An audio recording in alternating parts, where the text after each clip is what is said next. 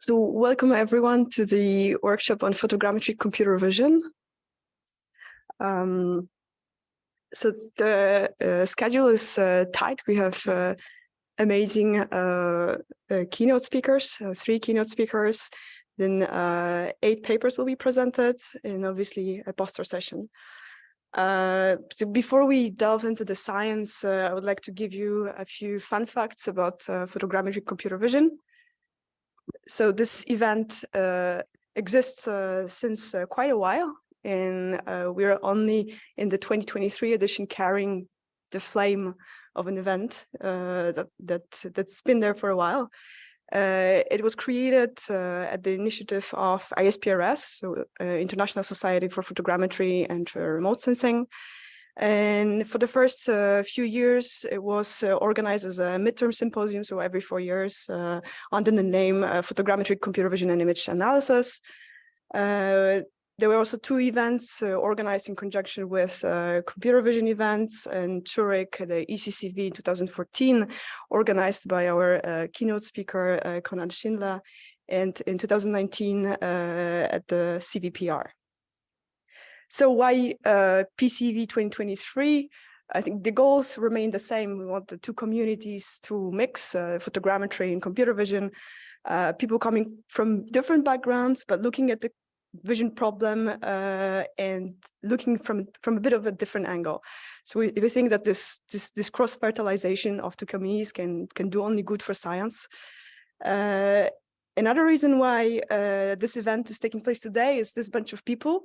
We are all members of ISPRS, again, the International Society for Photogrammetry and Remote Sensing. We all wanted to continue the event. We thank you for your effort, by the way, and the energy in organizing it.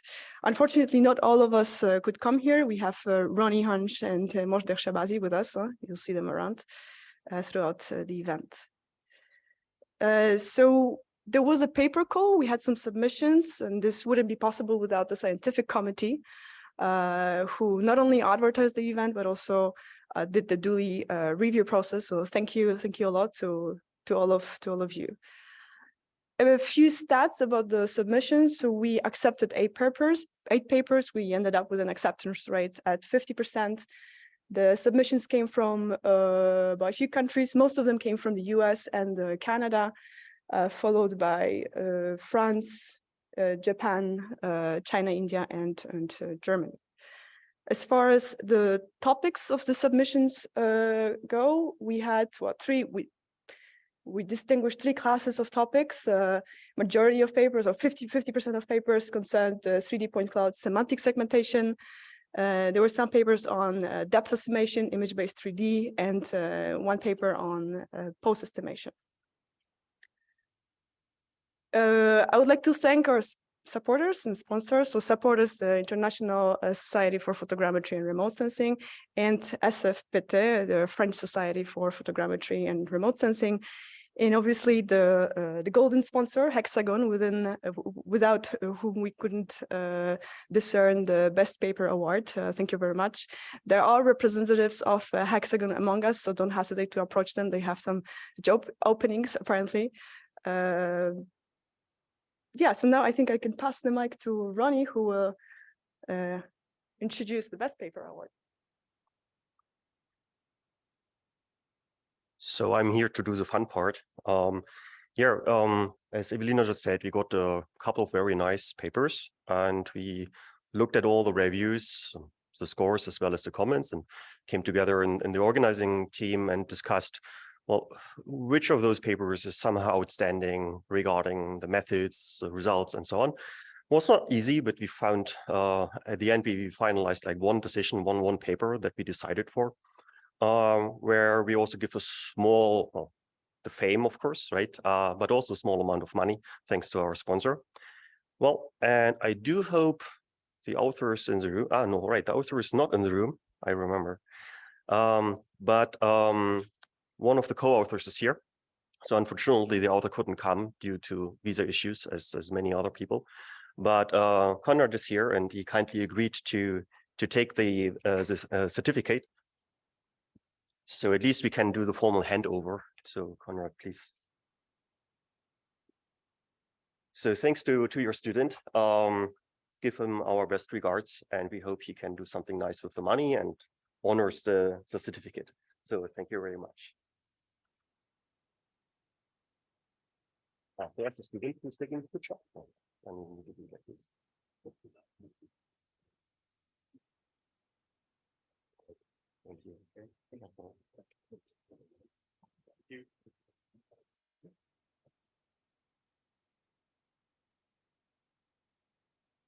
All right. In the program, you just have seen we have 3 keynote speakers. The first one is Konrad from the ETH in Zurich, talking about high-resolution depth estimation. Then the second keynote in a few hours after the poster session will be Federica Ariglioni, talking about graphs and structure for motion. And then right after that, there's Derek Lichty about laser scanning and photogrammetry in the context of computer vision. So we are very much looking forward to those talks. And in between, we have the talks of the accepted papers from those people who are actually on site. There will be then also be the poster presentations down in the basement. Right. Well, schedule you already have seen, but I think it's kind of clear. Good. With this, we come directly to our first keynote speaker, which is Konrad. You want to use your own computer, right? So maybe we can just help you to set that up. So I think Konrad is somebody, can you help him a minute? I think Konrad is somebody who does not really need an introduction, but I will attempt it anyways to pass the time a little bit. Konrad started his career in coming back to Europe after that.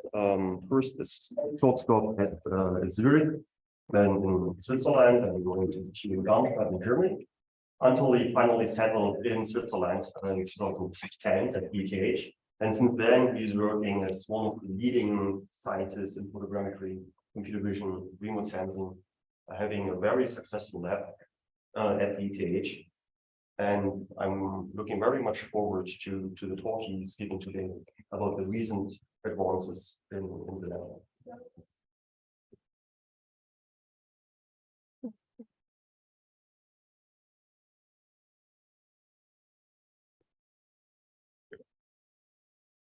Okay, thank you very much. Before we start, I'd like to congratulate Leon, who can only be online, to his award.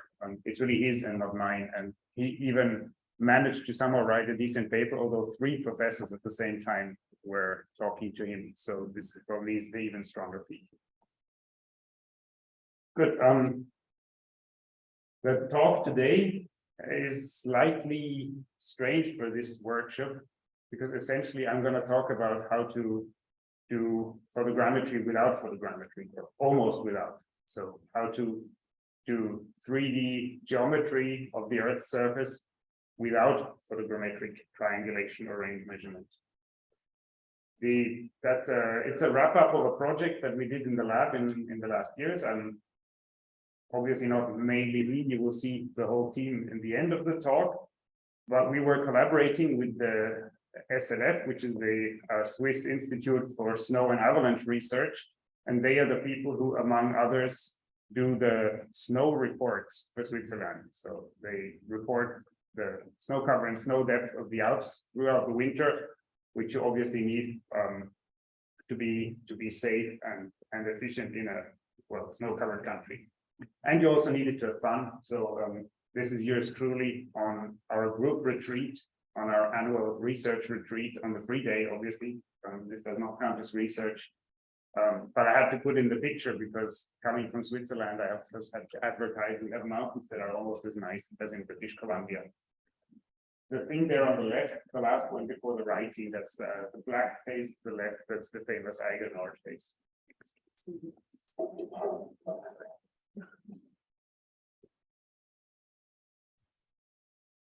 Okay, so why do we want to do snow depth estimation? I guess it's obvious that as I said, in an alpine country, you need that. Why do you need that?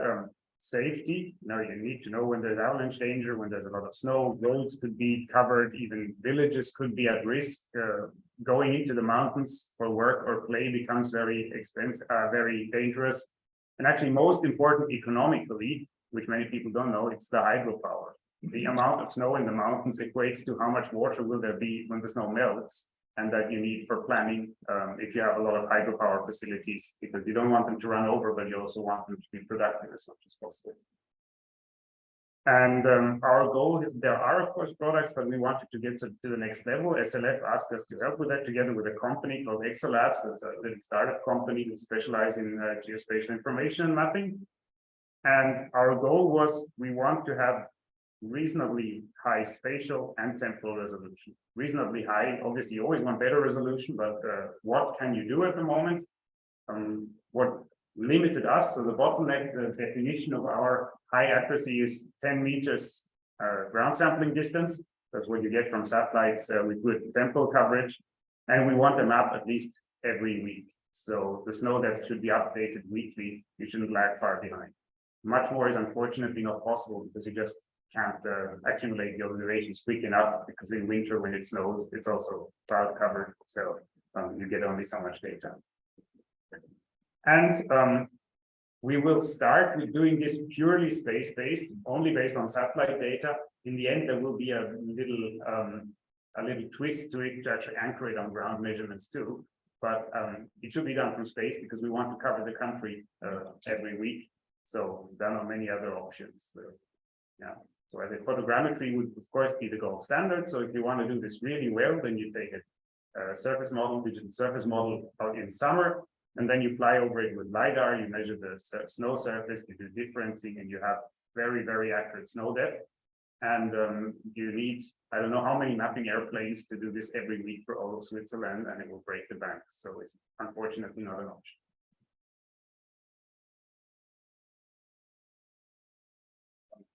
Yeah, so there's two ways that we could do it before. There are satellite-based products that are low resolution. They are based on satellites with low resolution that have even higher temporal frequency, or models that sort of interpolate the ground stations. So you take a couple of ground stations and you do some sort of, you know, reading type interpolation of those, maybe 100 points, and you hope that somehow the snow distribution is smooth enough, which unfortunately it's not. And you can of course try to modulate that with the terrain to be a bit cleverer.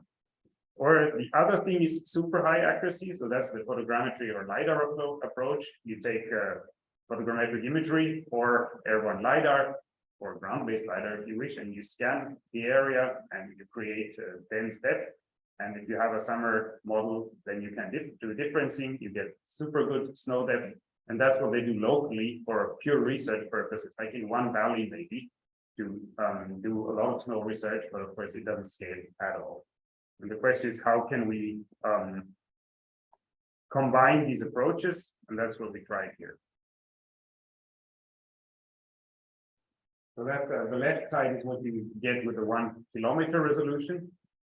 Looks pretty good, right? That's because it's zoomed out. The right side is what you get if you go to 10 meter resolution, but it also only looks good because it's zoomed out, as you'll see in a minute. So to motivate why this is really needed. This is actually the red thing. This is the ski touring route from the picture on the first page. So you might know the place on the top right. That's the Schildhorn, the one that featured in the James Bond movie. And that's where we started, and we walked along the ridge and went back there and did a nice tour. And if you overlay it with the snow map, with the 1 kilometer snow map, then it looks like this. That's nice. It says that there was snow, but not much more, right? So for planning or routing, this is obviously not quite the information you need. So let's do one more. Let's take the best map that's available.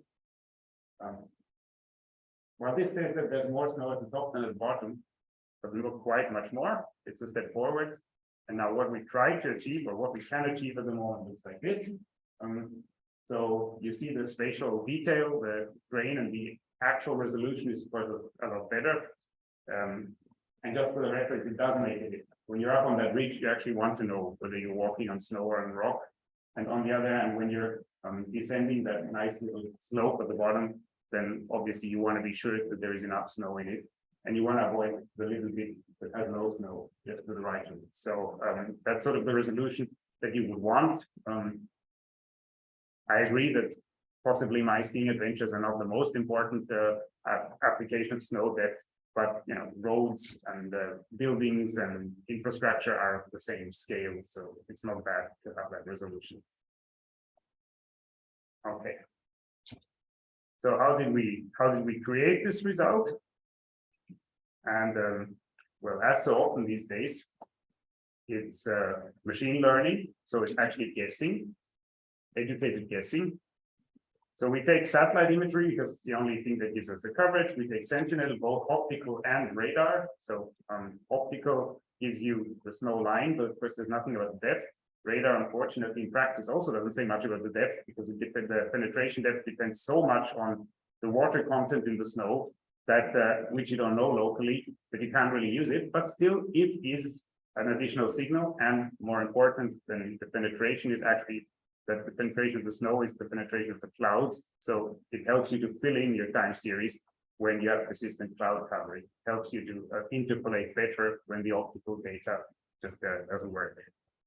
And we of course use the DM. So that's important. You need the terrain because you're doing actually, just looking at an image, it doesn't tell you much about the snow depth. What you need is you need to implicitly model the development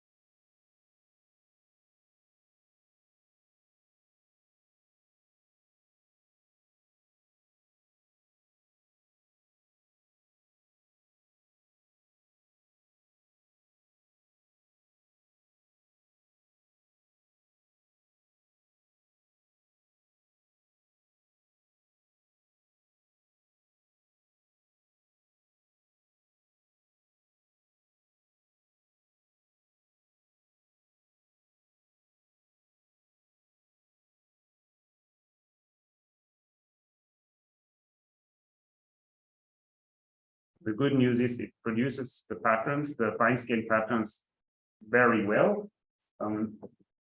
So we can also quantitatively measure that, as you'll see, but the numbers are less interesting than the pictures. The question is, can the this fine scale structure you see on the right, what we add, is this hallucinated or is it real? And if you compare it to the real data, luckily most of it is real.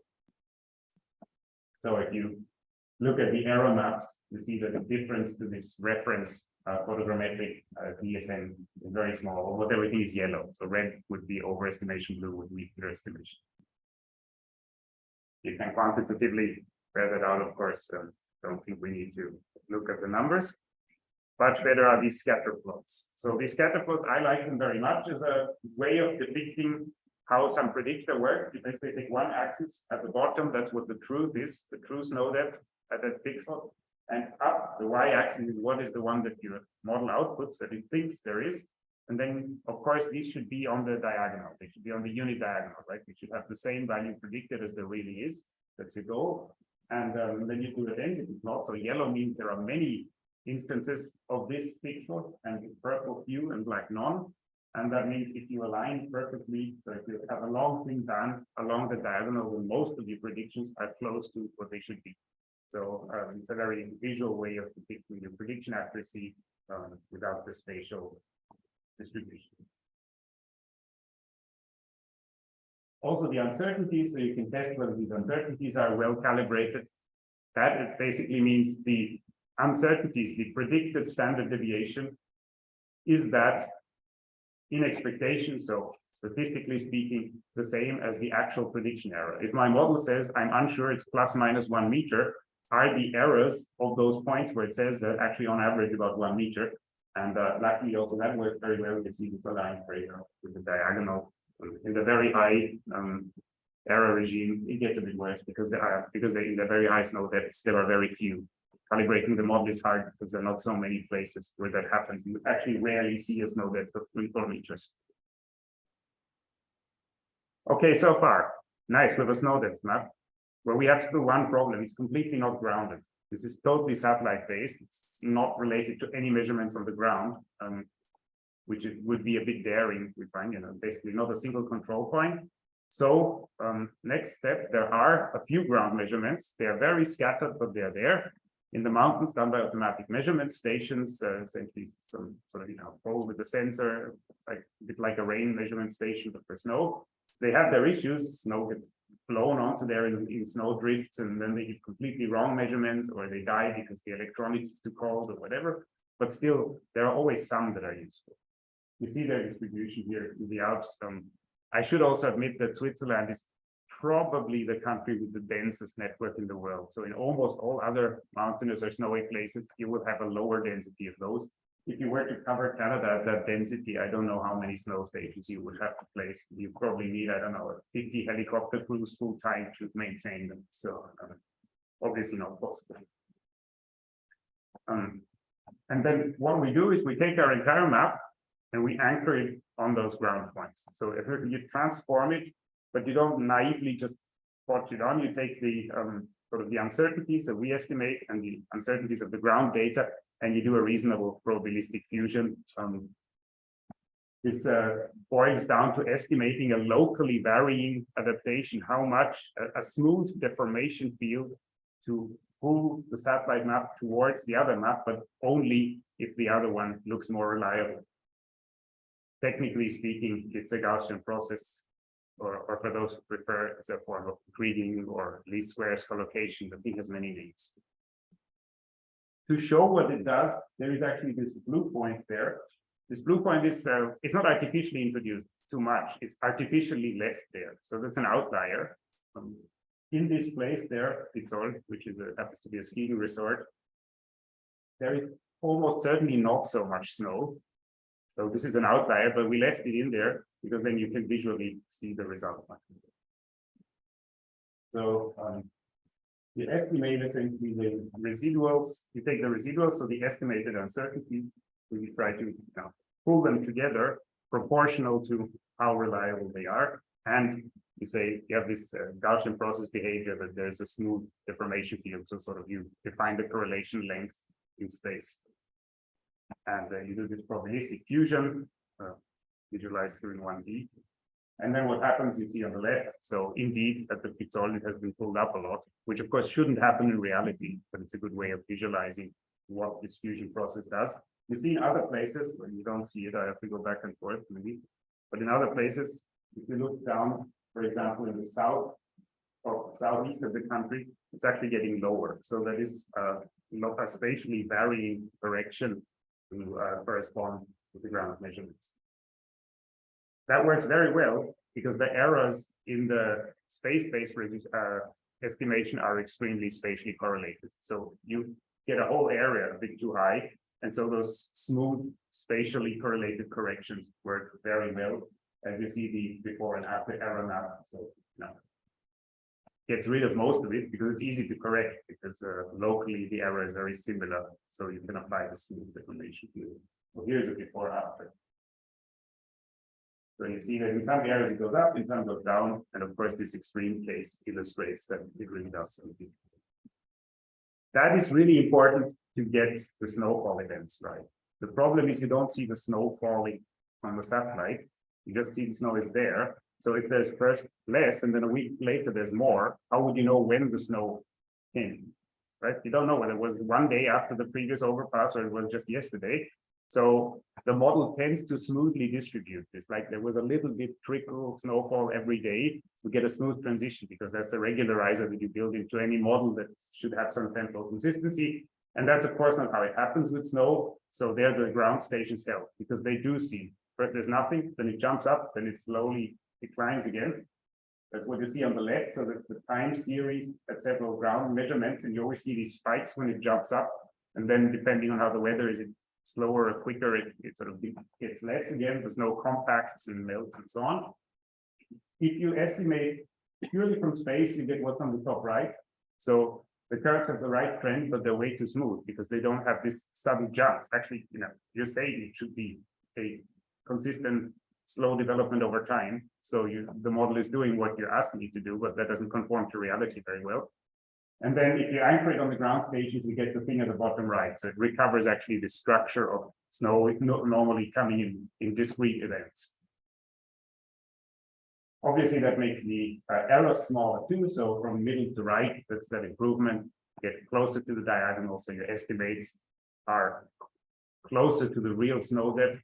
Obviously, because if before you were smooth, now you're getting to this sharp structure. Then on the days around the snowfall event, before and after, you're getting better. Good. And now this can be run. We've run it for 3 entire seasons, I think. So this is semi-operational. Unfortunately, it's not yet transferred to the snow service because the person who was charged with doing that left their job just before doing it and became an IT logistics person at a supermarket chain. Apparently, they found it more interesting than snow depth estimation. So they are still trying to hire somebody else to do it for us. But we now have the means to run. This is also not computationally very expensive. This can be run operationally. In theory, you could run it every day. We just don't have new measurements every day. So you would only do that maybe weekly or every 3 days or so. And you can create these spatially explicit maps. It would also transfer to other countries, of course, with the caveat if you have a good enough observation system to get some decent input data to train it, because the behavior will be different. Okay, and finally, I have been speaking here because Evelina invited me, but there's a whole team behind this. The most important man is the one at the top left. You might bump into him somewhere. I don't think he's in the room, but he's at the conference. So if you meet Rodrigo, this is a tradition in our lab. He's a Brazilian and he's been working on snow depth. We also have a South Indian from Kerala working on frozen lakes in the mountains. To compensate for that, we have Swiss people working on tropical agriculture. So somehow we like to go for the stuff we don't know.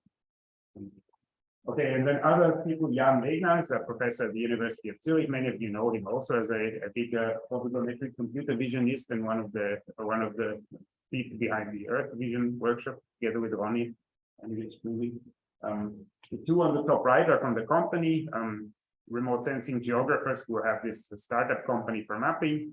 And the two on the bottom right are the snow specialists who actually know what's going on with the snow Eve on the right from the remote sensing center of the snow people, and Elizabeth is our joint PhD student, and she's the one who made the pretty pictures possible, because in her free time, or rather as the side, she also worked for the avalanche service. So when she's around, then we dare to do unwise things in the mountains because she knows how to judge avalanches. Okay, thank you very much for listening. And I'm not sure, my timer here is, I think, not working right. So I hope that'll be fine. Thank you.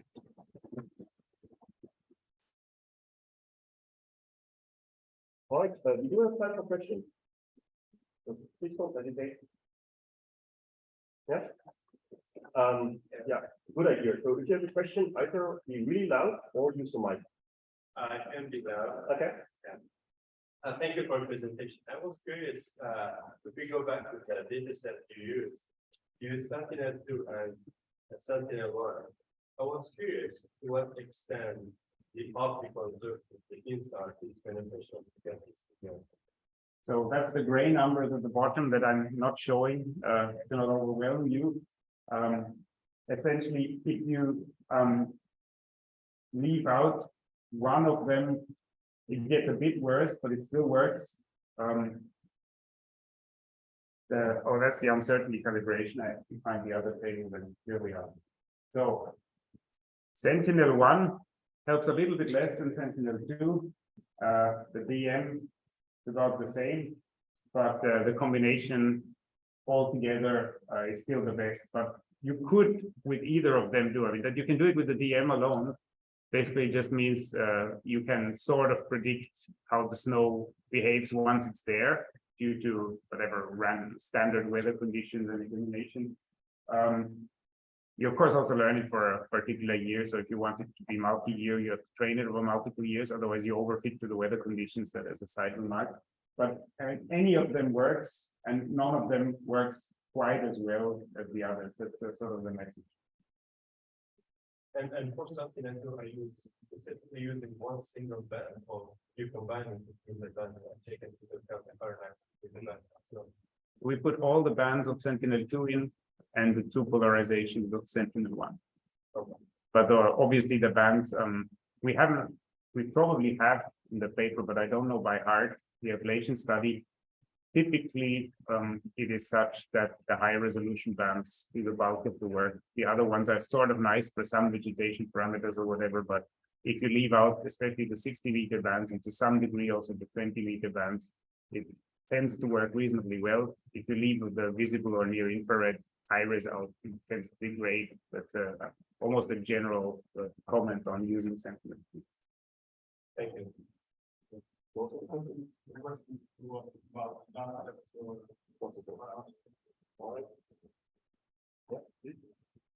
Thanks for the nice talk. You mentioned hydro navigation.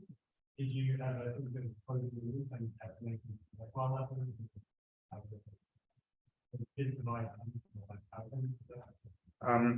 We haven't done that here. It hinges on one more thing, which is difficult to do from space, and that's you need the density of the snow. What you want for hydro is the snow water equivalent, and snow has very varying density. So fresh snow, to put it bluntly, is basically almost only air. If the snow falls, the best snow for whatever skiing or play, the very fluffy powder snow, that's almost entirely air. And then as it compacts, it becomes denser, but of course it's still the same amount of water.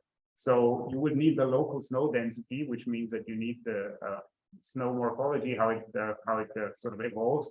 And that is something that you cannot do without some sort of physics, to my knowledge, or at least semi-physical models. Therefore, one would have to leave to those people. There are some in SLF, but they also want to do the snow cover with their model so that they can integrate it.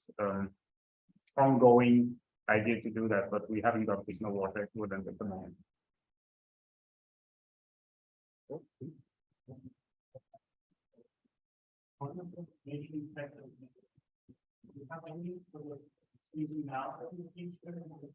example, I know that this actually I might be able to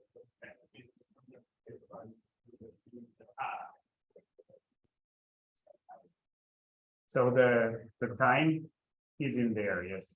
The time goes into there. The images are, it's not just a sequence in the sense of just a list of one after the other, but also when there's missing or when there's different temporal gap. I mean, we have this accumulated thing, which is regular. So we don't need to put timing, but we know which day of the year it's supposed to be, right? When we're estimating. So yes, that information is in there.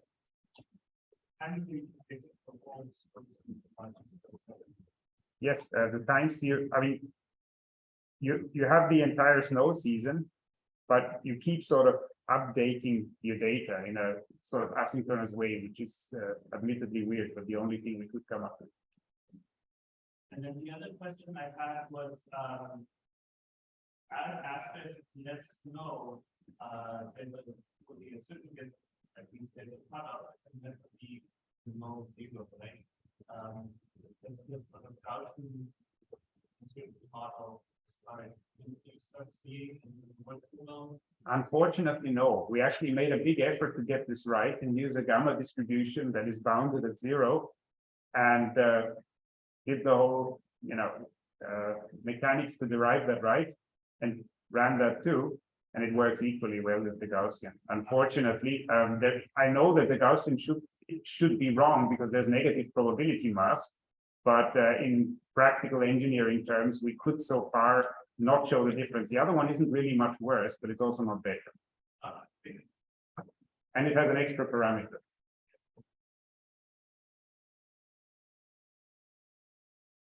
Any other questions? Another question. I was curious about the data set, which are even second too. Do you think 5 days is taken for optimal control having, let's say, better scope, which is daily energy, would help improving the resolution of the genome? I mean, the DM we don't estimate. The DM we take as is, and the DM is higher resolution than you could create, or better quality than you could create from PlanetScope, because it's LiDAR and airborne from the Swiss National Mapping Agency. But for the snow estimation itself, higher temporal frequency would certainly help. I don't think anything speaks against it.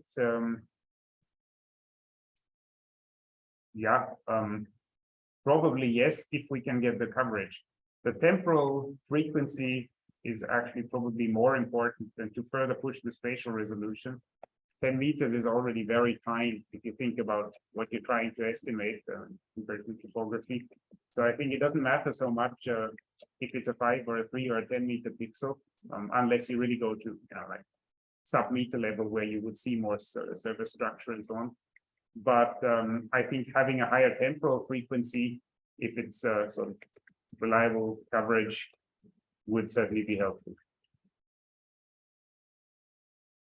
This is a question that this is guessing. I can't say. I would be almost sure that it will be helpful, provided that the data quality is there, of course. Right? What you really don't want are, for example, misregistrations. So your RPCs should be sub-pixel and so on, and then I think it would be good, because otherwise the overlay will just create chaos. All right, then other questions from the audience. I will ask the last one. You only use star amplitudes, right? Yeah. Any reason for not including photogrammetric data? Just the temporal distribution a bit worse, or? No, simply that we are not very good at it. We could do the standard. There's not such an established standard process to get interferometric phase reliable. I would, let's say, for the magnitude, I'm fine with using the Snap Toolbox or Earth Engine or whatever standard process. For the phase, I would be more concerned that this creates problems and that we need somebody who knows phase processing as well as you, and we don't have an operational process for that. One could easily try it. I'm not sure how much would be in the phase for this now. But the coherence would be. Yeah, I mean, phase coherence would certainly be an attempt. I agree. Yeah, should probably be done. You have to give me a good phase processor. As I said, I don't quite trust the one that you pick from the trees. Okay, then There's one more back there. Yeah. A clarification question on the what you're talking about. What phase? But in interferometric, the radar signal has a phase and an amplitude. And what we do, like many people who are image processors, is keep the amplitude and throw the phase away, which is a waste. Having said that, exact phase is probably real interferometry would maybe be one bridge too far, but phase coherence would possibly be an intermediate solution. All right, then thanks for that.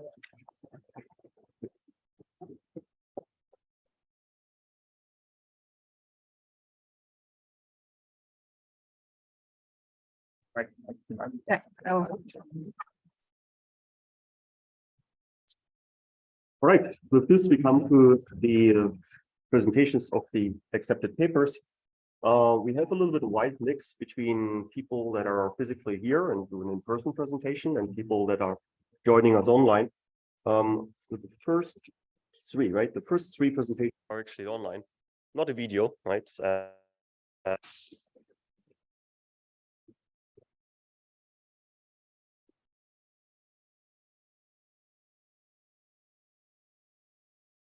Sorry, I cannot hear you.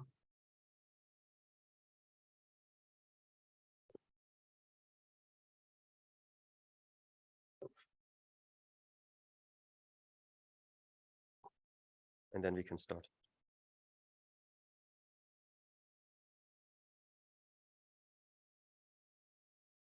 Hello, can you hear me? You hear us now? Yeah. Good. So can I start now? Still not. Okay. Can you hear me well on the other side?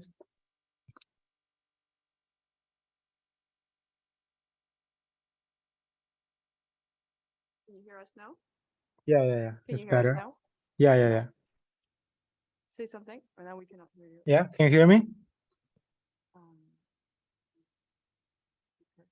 Can you say something? Hello.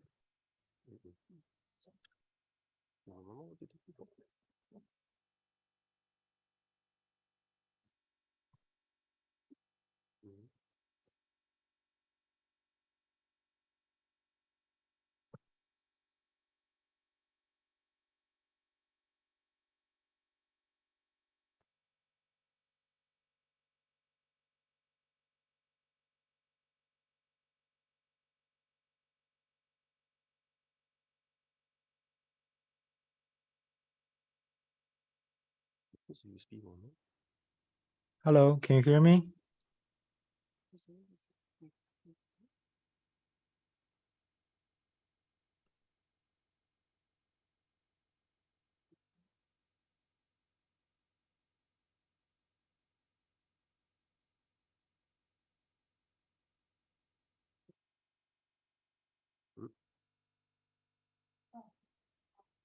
Can you say something now? Hello. If he doesn't hear Yeah. us. Okay. You cannot hear us. Hello, can you hear me? Can you say something now, please? Hello, can you hear me? No. Why? But here, like at least it sees us, right? Please mute it. Huh? Oh, no, it's this one. No, it's this one. It's not this one. Oh. It worked before, I Yeah. promise.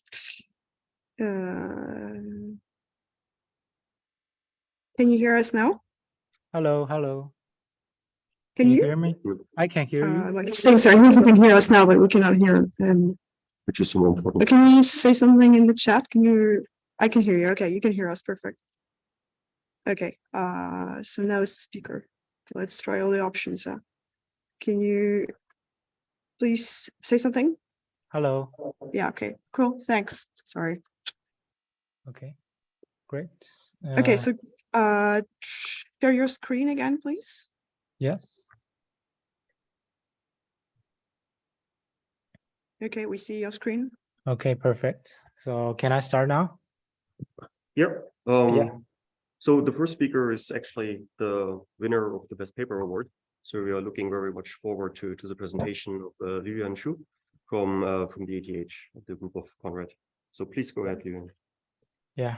Hello, everyone. My name is Li Yuan, and it's a great pleasure for me to receive this award and present our paper, The Flow, Self-Supervised 3D Motion Estimation of Debris Flow.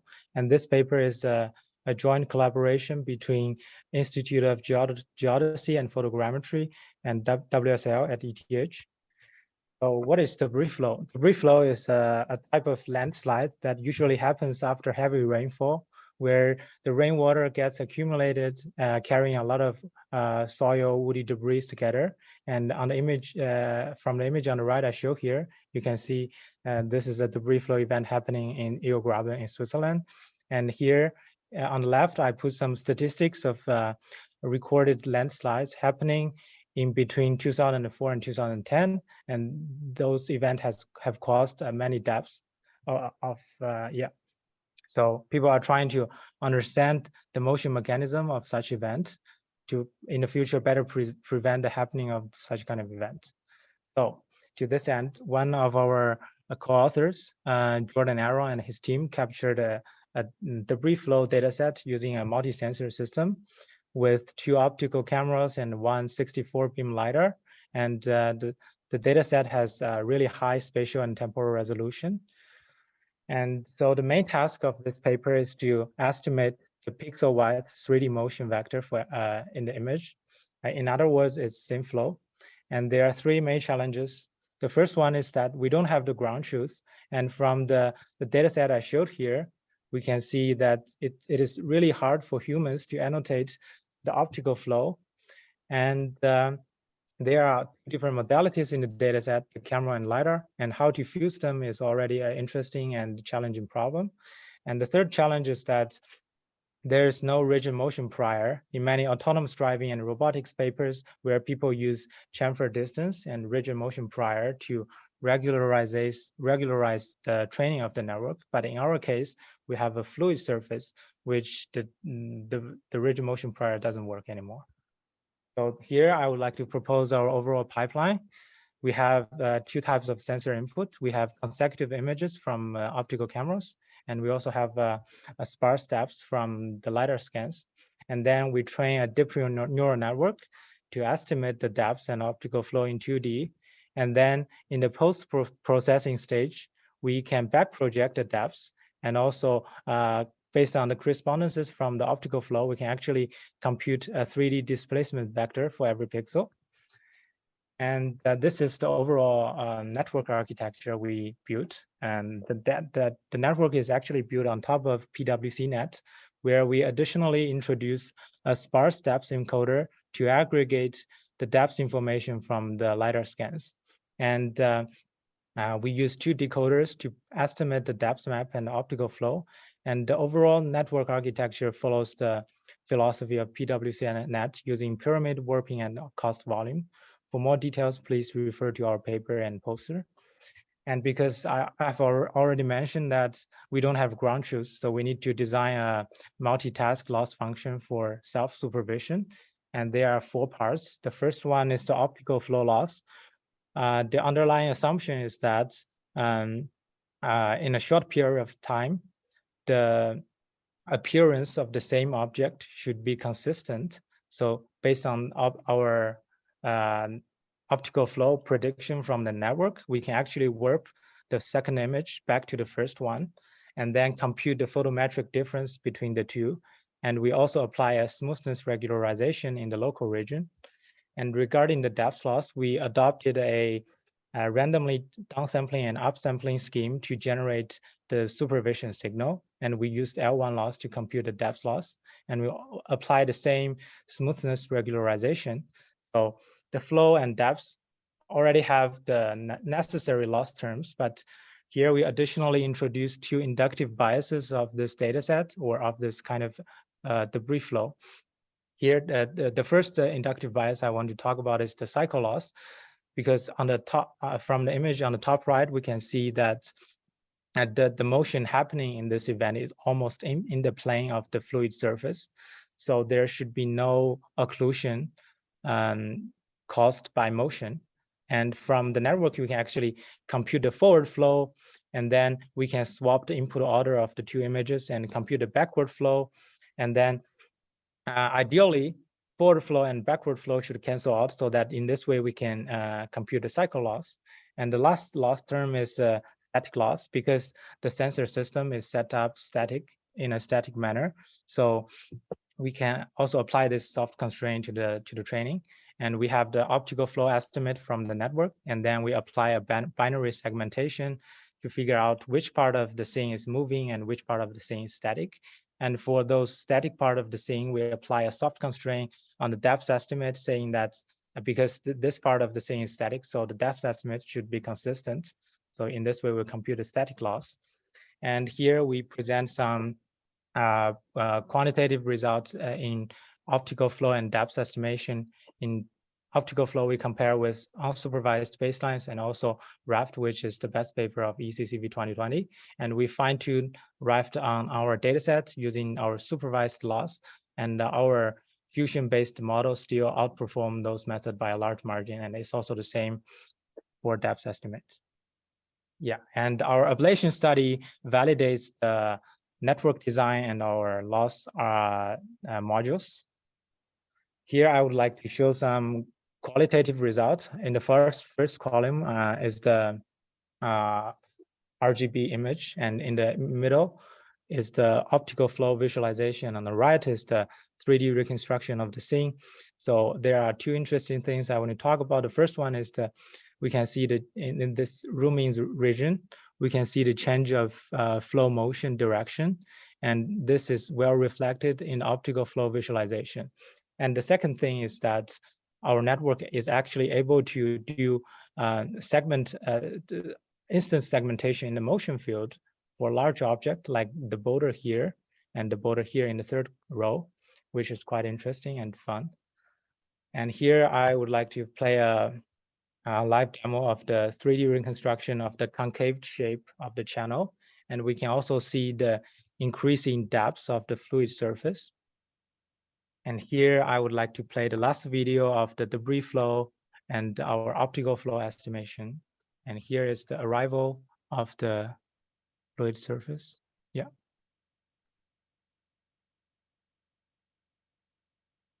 Okay.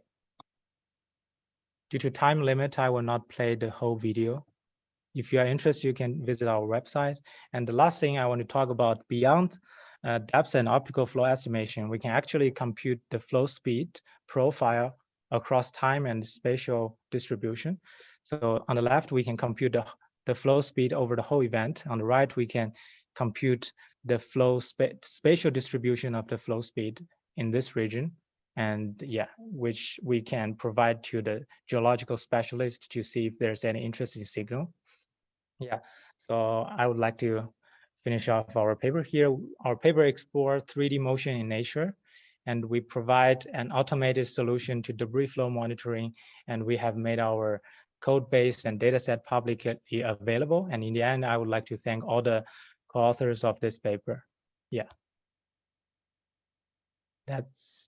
Yeah, thank you very much. So we do have time for a few questions, but this time you would need to use the mic, otherwise Liuan can't hear you.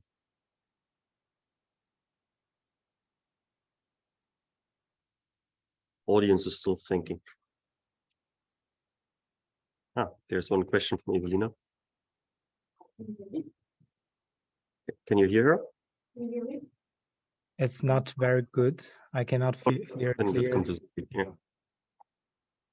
So I have a question. When you were showing the videos, Yeah. I had the impression that there was water, there was debris in water flowing with the water. Was that correct? Yeah. Which page? At the end of your presentation. Okay. The This one? video. Yeah, for instance, that one. Yeah. Yeah. Yeah, for instance, that one. And so I see that the surfaces are very homogeneous. There's no texture. I was wondering whether you encounter any problems due to that, or as well as specularities, for instance, I see there. So how is this a problem for your algorithm? Because I know you optical flow relies on photo consistency. So how? Yeah, this is a good question. Actually, you can see from the beginning of the video, the fluid surface is very specular, and actually our network fails to generate a consistent flow field. But later, when the main flow arrives, we can see many boulders and clear textures. Then our network works quite well. Okay. I think, yeah. So as long as there's some texture, it's Yeah. fine. It was dark. Okay. Thank you.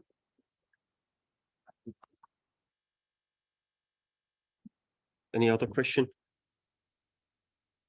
No, then please allow one from me. Do you think you can transfer your method to other flows, like glacier, for example, or is there something inherent to this type of flow that is exploited and leveraged by your approach? Yeah, I think it is applicable, but I'm not sure what type of data you use to observe the glacial data. And yeah, I think optical flow can generalize well on all the many motion problems. And yeah, here in this case, I just show a very high speed motion event. Yeah, if the glacial data runs really fast and you have continuous observation of the data, I think it can generalize well. Okay. Then thank you again. Yeah. And congratulations again to the award. Yeah, thank you for your attention. Ciao. All right. Then we come to our next speaker, which should be Wai-Hang Ren. Can you unmute? Yeah. Yeah. Perfect. All right, so you can share your screen, I hope. Okay. I share my screen now. Can you see it? Yeah, that works.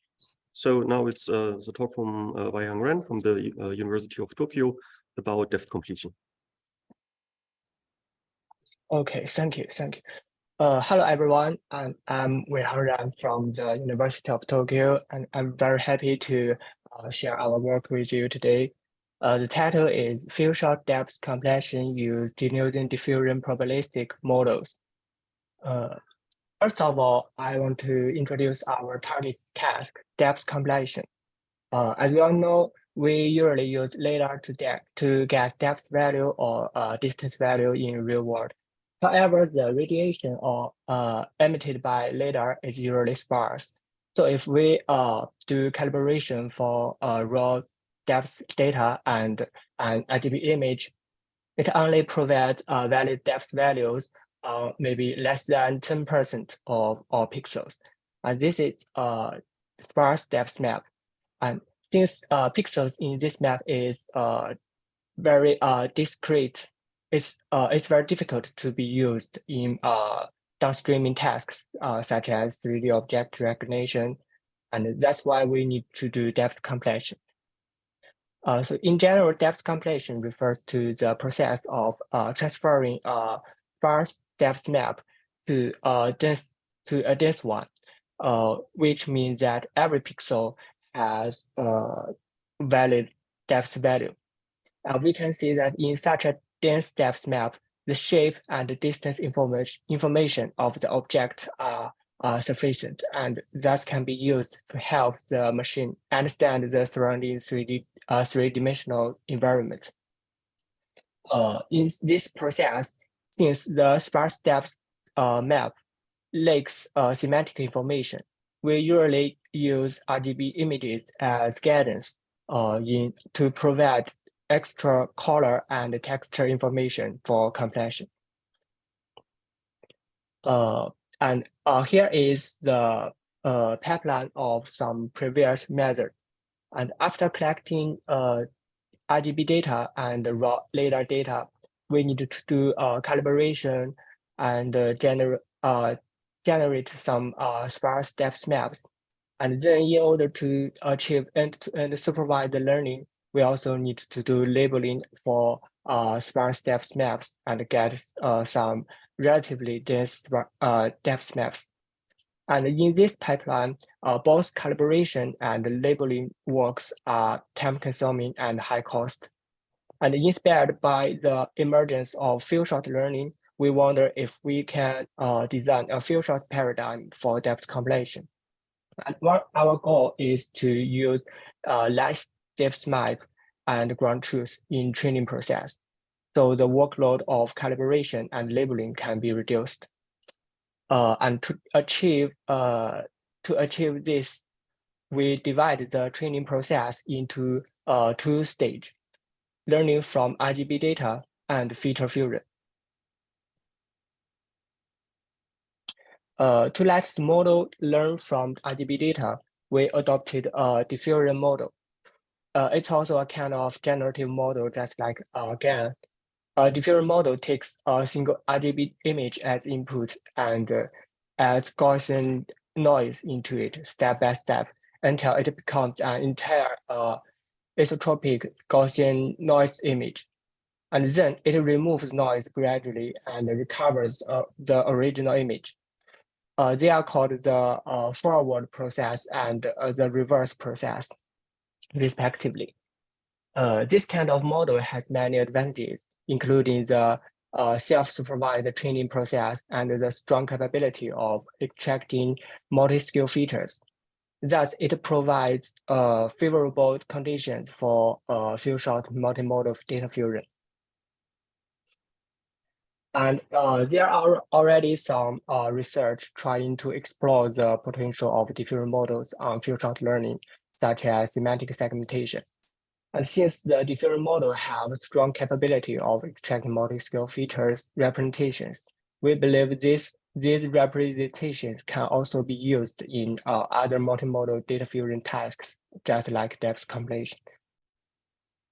So based on such concept, we designed a dual network model for depth compilation task. For the first network, we use the diffusion model to learn semantic feature representations from original RGB image. And since this is a self-supervised process, we don't need any extra supervising signals. Then we want to use these robust features as guidance for depth compilation. So another data fusion network is necessary. To achieve better feature fusion performance, we introduce guided convolution into our fusion network. It's based on guided filtering, which can aggregate features in one image to another. Some previous work proposed guided convolution that modified guided filtering and made it learnable. And it has been proved to be more robust and effective than adding or concatenating operation. The whole process is as follows. Assuming that we have two feature maps S and I with M and N channels respectively, we use convolutional layer to learn filter kernels from feature map I. Then by doing convolution for each kernel and corresponding channel in S, the local spatial information in original I can be aggregated into S. And besides, we also do global averaging, polling, and linear projection for each channel of I to get channel-wise 1+1 convolutional kernels. They are used to convert D from M channels to N channel and achieve channel-wise attention calculation. And finally, we get a fused feature map D. So here is the entire framework of our proposed method. And at first, we pre-train a diffusion model on RGB images without depth maps to learn robust semantic features from original image. When the loss curve is converged, we freeze the diffusion model and use it as a representation learner to extract multi-scale feature maps from RGB image. Then we fed corresponding sparse depth map and multi-scale features into our second network for multimodal fusion. A masked MSE loss is used to compute the difference between model's output and the ground truth and train the data fusion network. And now it's our experiment. First is our dataset preparation process. the original KITTI depth compilation dataset contains more than 80,000 IDB images and depth maps. We used all of the IDB images for our pre-training. And to conduct a few short learning experiments, we sampled around 50 images from each sequence of the original dataset and create a 50 short dataset, which contains only around 10,000 images. And all of the training was completed on this set. Validating and testing was achieved on the original KITTI validation set and test set. And we can see from this table that our model outperformed the other models when trained on this smaller dataset, even when some other methods maybe use extra data like semantic maps. And from the qualitative results, we can also find the advantages of our model. For example, our model's prediction is more sensitive to objects at a great distance. The result of this trunk is more precise, and our model recognize this. Our model recognize these two backriders successfully, while other models failed to do this. That's all for my presentation today. Thank you.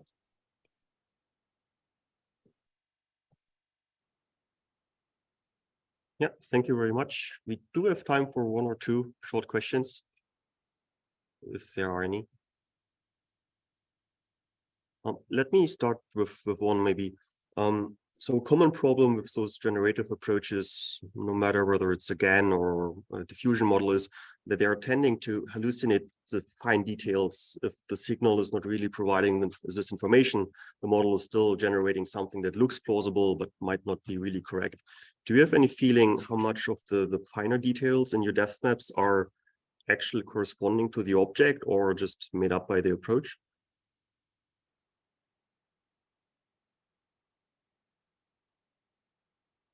Hello. Sorry, can you say that again? Yeah, you do hear me, or just not well, or you don't hear me at all? Sorry, I didn't hear you very clearly. Okay, but now it's okay? Yeah, it's okay now. Okay, my question was that those generative approaches tend to hallucinate the fine details if they can't really get the information from the input data. And the question was whether you have an idea, or maybe you looked at whether this is the case in your results as well. So whether the fine details and the final depth maps that you're creating, whether they really correspond to the actual object, or it's just something that is hallucinated by the diffusion approach. No, in fact, the diffusion model the diffusion network in our model is just used for feature extraction. So we didn't use it to generate any synthetic data. So the features are extracted from real IDB data, IDB images, and they are used to do completion for corresponding sparse depth map. Okay. Okay. All right, I see. Yeah. All right. Any question from the audience? Seeing none. All right, then let's thanks the speaker again. Thank you very much. Okay, thank you. And then we come to the next presentation, which is also online. Tang Wu, I see you yes. online. Perfect. Yes. So audio is So- great. So I will share my screen. Yeah. And share screen. Can you see my screen? Yeah, we see Zoom at the moment.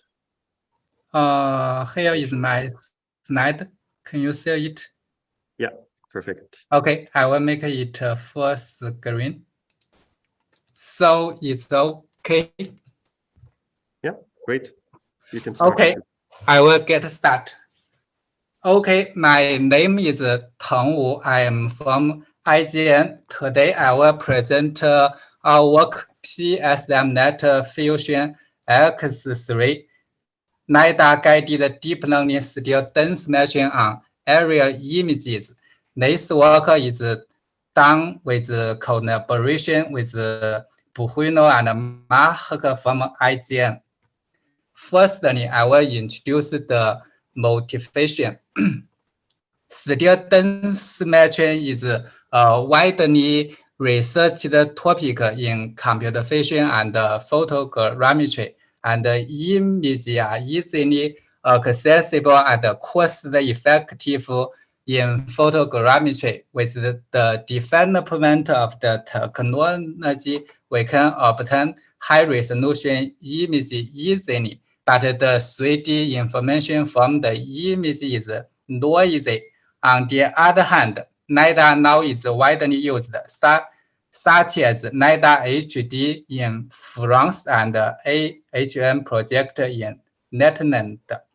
NIDA is known for its high accuracy, but it is expensive. So fusion image and NIDA is an important topic to combine the high resolution and high accuracy. Deep learning has proved effectively in still dense matching, but using deep learning to fuse image and NIDA remain relatively unexplored. So in this paper, we propose an end-to-end method to fuse still and NIDA. We call it PSMNet Fusion X3 because the NIDA guidance is used in 3 steps. First, to handle the sparse guidance, we use a tin-based expansion. After the interpolation, the confidence map is used in the loss function. Firstly, the NIDA guidance is used as the first channel, and secondly, we use the NIDA guidance to calculate the weight in the cost volume. Thirdly, we integrate the NIDA guidance with CCV norm in the 3D CNN part.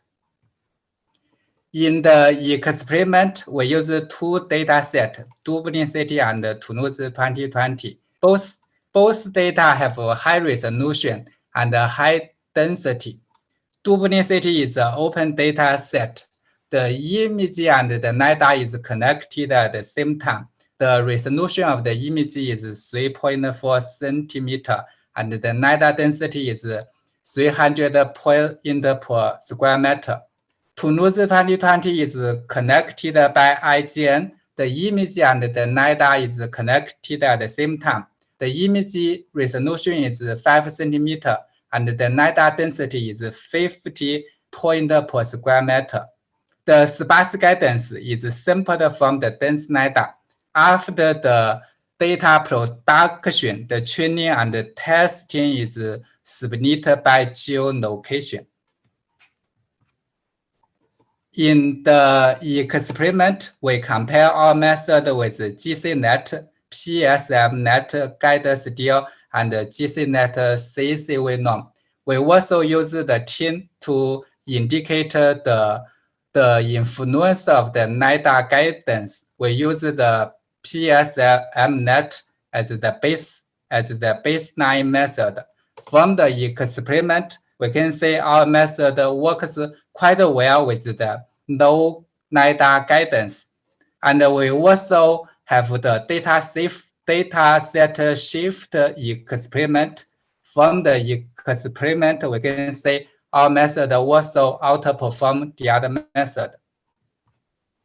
To visualize the result, we use Micmac to show the disparity map with the shading. From the result, we can say our method can combine the advantage of the image and the NIDA. We have more detail, and we also perform better than the other method. We can also show the error map to know where the large errors are. From the result, we can say our method works quite well at the occlusion area, like the red rectangle and the right rectangle here. So in summary, this paper have 3 contributions. Firstly, we use team expansion and integrate the confidence map in the loss function. Secondly, we propose an end-to-end method based on LiDAR-guided steel dense matching. And lastly, we will plan to publish the large data set for LiDAR-guided steel dense matching. Thank you very much. More information can be found on our GitHub. I'm open to the questions. Yeah, thank you very much. Are there any questions? It's only the second day of the conference. You can't be already tired. Yeah, just go ahead. There's one question. Just give us a second. So you mentioned at the beginning that the datasets were the LiDAR and the images were collected simultaneously. Yes. So what would happen if they weren't? At present, I don't consider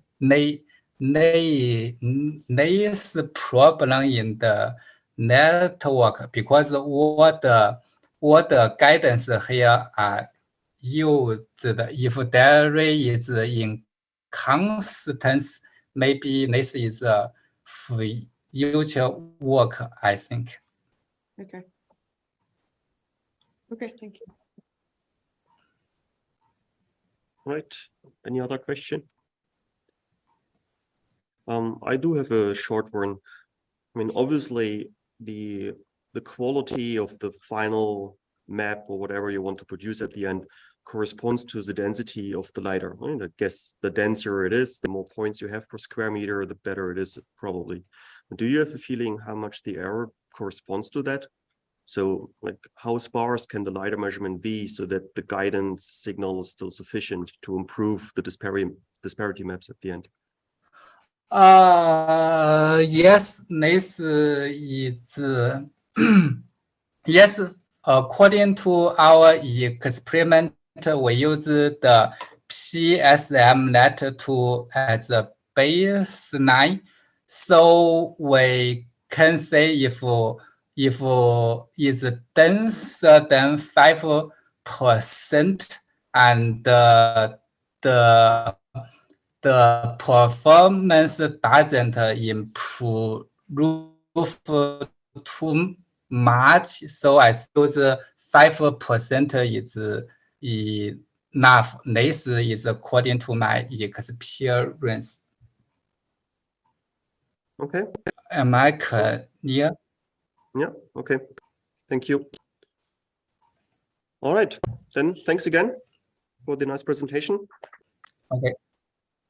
Thank you very much. All right, then we come to our next speaker, who is not online, but in person here. Very lucky. So the next speaker is Evelina from Lastic. And I changed. And you changed to maybe you also need to. No, I don't know. No, maybe. Okay. Yeah. Sorry.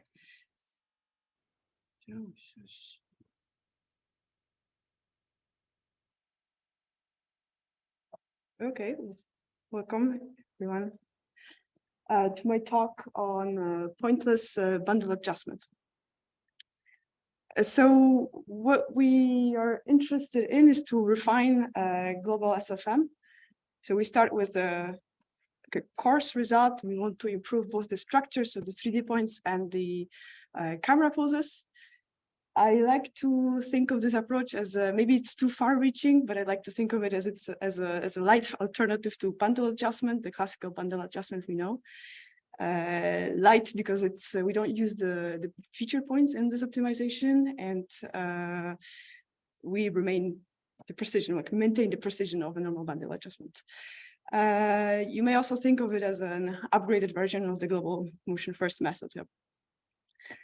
So how do we obtain this precision? Well, once you have the relative motions that you compute during the global bundle adjustment, global motion methods, we estimate some sort of quality measure per each relative motion, and then we aim to propagate this quality into the global frame. And these qualities are actually Hessians, or also known as the normal equations, which encode a lot of useful information and involve implicitly include also information about the quality of the feature points that were used for the calculation in the first place. So we compare this method using a few benchmarks, and we show that we actually are almost as good as the classical bundle adjustment, but we're using much less parameter to do that. So let's look at the global structure for motion, which is the class of methods within which our method inscribes. So we start by calculating the relative motions or relative orientations between the overlapping images, and this is encoded in what we call a view graph. This is in general a very fast step because we basically do a lot of small computations in parallel. So once we have that, we infer the global poses, and this could be done with any state-of-the-art global motion first method.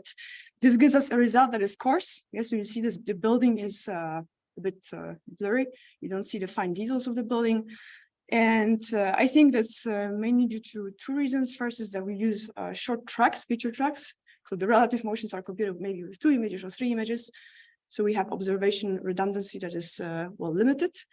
And number two, in the optimization, the features are discarded. So what ordinarily happens is after this initialization, which I call, we run a classical bundle adjustment where we minimize the reprojection errors, taking all the features into account. So this is rigorous, precise. This is the golden standard, but it's slow because the complexity in time and memory grows with the number of features and the number of images. So for very many images, it becomes prohibitive. So taking these pieces of information together, what we aim here in this work is to propose a method which we call pointless bundle adjustment that is fast and precise. So what are the key ingredients? We start like in any classical global motion first approach, we compute the relative motion, okay? And then systematically, after every relative motion, there's a local bundle adjustment that is run where we use the classical minimization over the reprojection errors.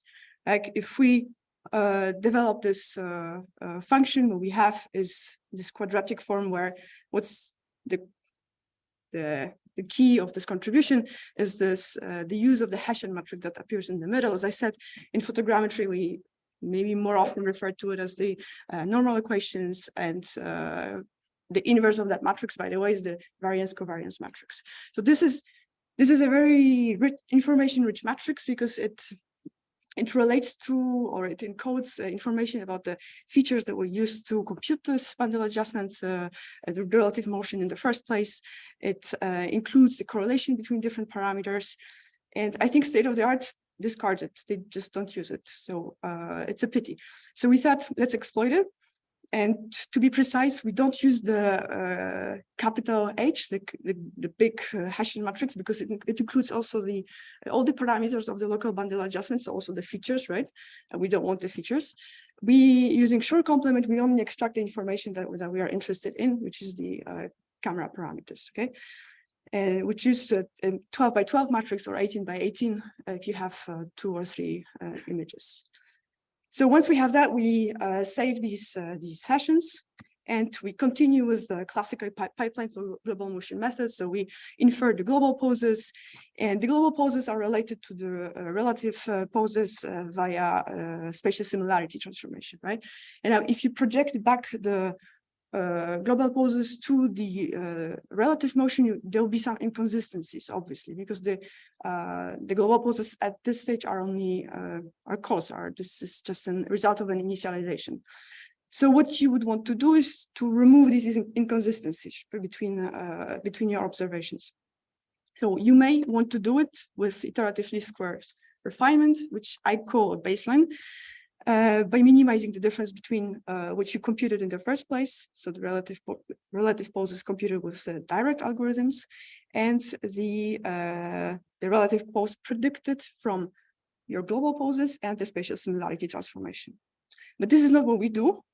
What we do is we go back to the quadratic form, to our Hessians, and per each motion, and we express the correction, the delta x, as a function of the global poses, the spatial similarity is, and the spatial similarity transformation. So now we have a function that is initially was only defined in terms of local parameters, but now we infuse the global information to it. So if we minimize now this function, and the unknowns are the spatial similarity transformation and the global poses, we will refine everything in the global frame.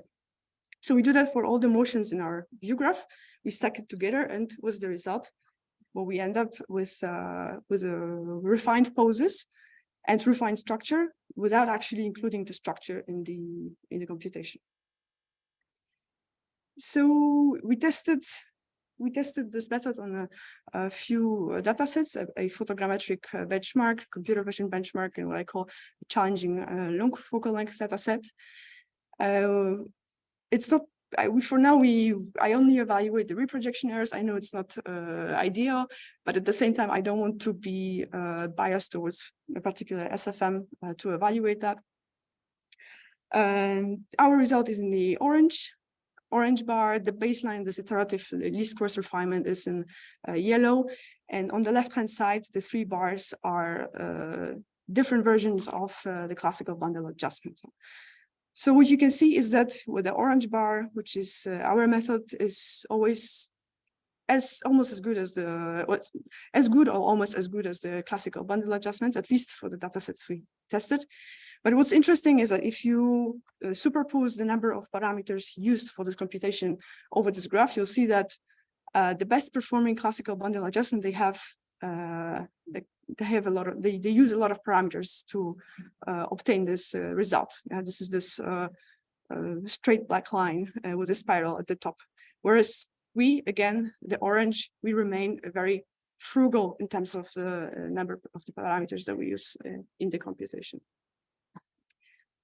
So to further appreciate our approach, I show here the structure over these challenging long focal data set. It's an acquisition around a statue. And you see at the beginning, the structure is very spread over the volume because it's only an initial solution and it's not a good approximation. And then we have result with the iterative least squares, or the face is a bit, it's still echoing. There's some sort of halo effect, and this is our result with a pointless bundle adjustment. It's not perfect because you see the face is still a bit stretched, but it's much better than the iterative least squares. And we attribute this to the fact that we actually propagate the information about the quality of the first computation of the relative motions to the global frame, whereas the iterative least squares does not. First of all, they consider this method considers all the motions as equal, and second of all, it doesn't transfer the information about the uncertainty of parameters and correlations. Okay, so thank you very much. I presented this paper on pointless global bundle adjustment, which is a fast and precise approach to global bundle adjustment, which can be considered as an upgrade to global motion first method or a substitute for batch-based bundle adjustment. Don't hesitate to see me at the poster session.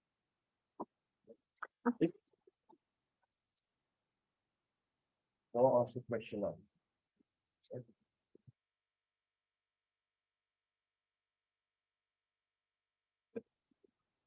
Your method claims that it's pointless bundle adjustment.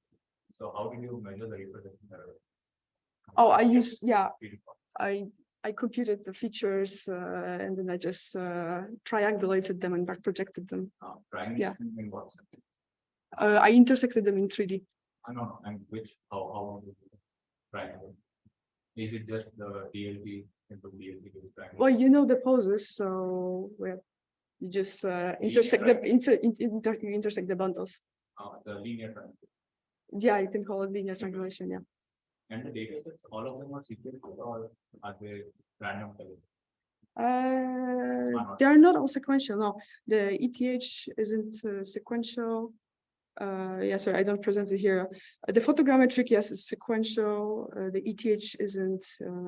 The tempo is sequential. Sorry, the ETH is a video. Actually, the tempo isn't sequential. A long focal length is sequential. But I make no hypothesis on whether it's sequential or not. Okay, thank you. Any other question? I didn't think you, for example, you have at the beginning of the video, you have the explanation of the regulation that say you have the GPS or that from the because it's the rest of the thing. Actually, the photogrammetric dataset is an aerial acquisition. You have that. How that could be useful for your Well, you don't need to use my method probably because you already have good initialization parameters. You can just run. Otherwise, what you could do is so you know the initial values. You can calculate the relative positions between 2 or 3 images and then inject it into the algorithm. Yeah, but there's this extra step that you have to calculate the relative motion between pairs and triplets of images in order for it to work. Right? Yeah. So in that case, you don't go through this process. Well, actually, it depends on because the advantage remains the same. You don't use features actually in this bundle adjustment, right? So something I don't mention here is actually there's a big limitation of this method. It's when for video acquisitions, for instance, if you want to use all the frames, you have a tremendous number of relative motions because the images are extremely overlapping, and then they actually the number of parameters grows. So yeah. For video acquisitions, just you have to filter the relative motions for it to work efficiently. But yeah, I think for large scale national mapping where you have a good GPS approximation, but still you want to do a fast processing, you may do it with the method. You just have to calculate these relative positions between the cameras. Thank you. All right, then thanks again. Mm-hmm. And we come to the next speaker that will be introduced by the co-organizer Moshe. I'm done for today.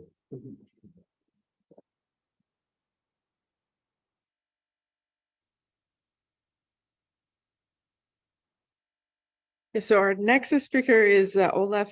Hopefully I pronounce your family name correctly, Wioski. And he's from Technical University of Munich, and he's going to present Scan to Hello 3D. Thank you.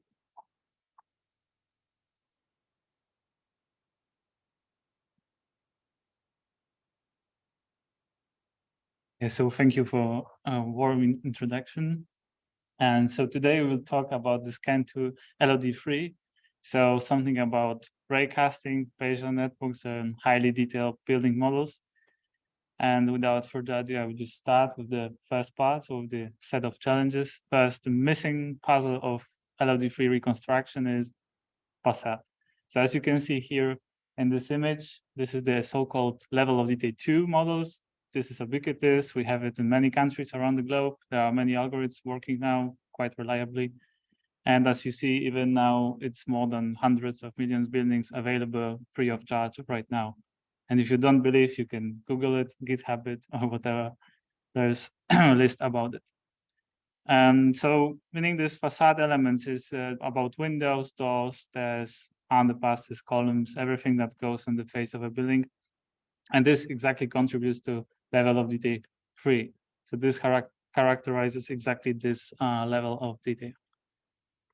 And why we actually need that, then it unlocks many applications. So you can just see several of these, like energy demand estimation can be better, also potential analysis now done on the facade, or even now autonomous driving simulations, much interested in such highly detailed level of details. But what's stopping us actually of having such detailed models, why we have only LOD2?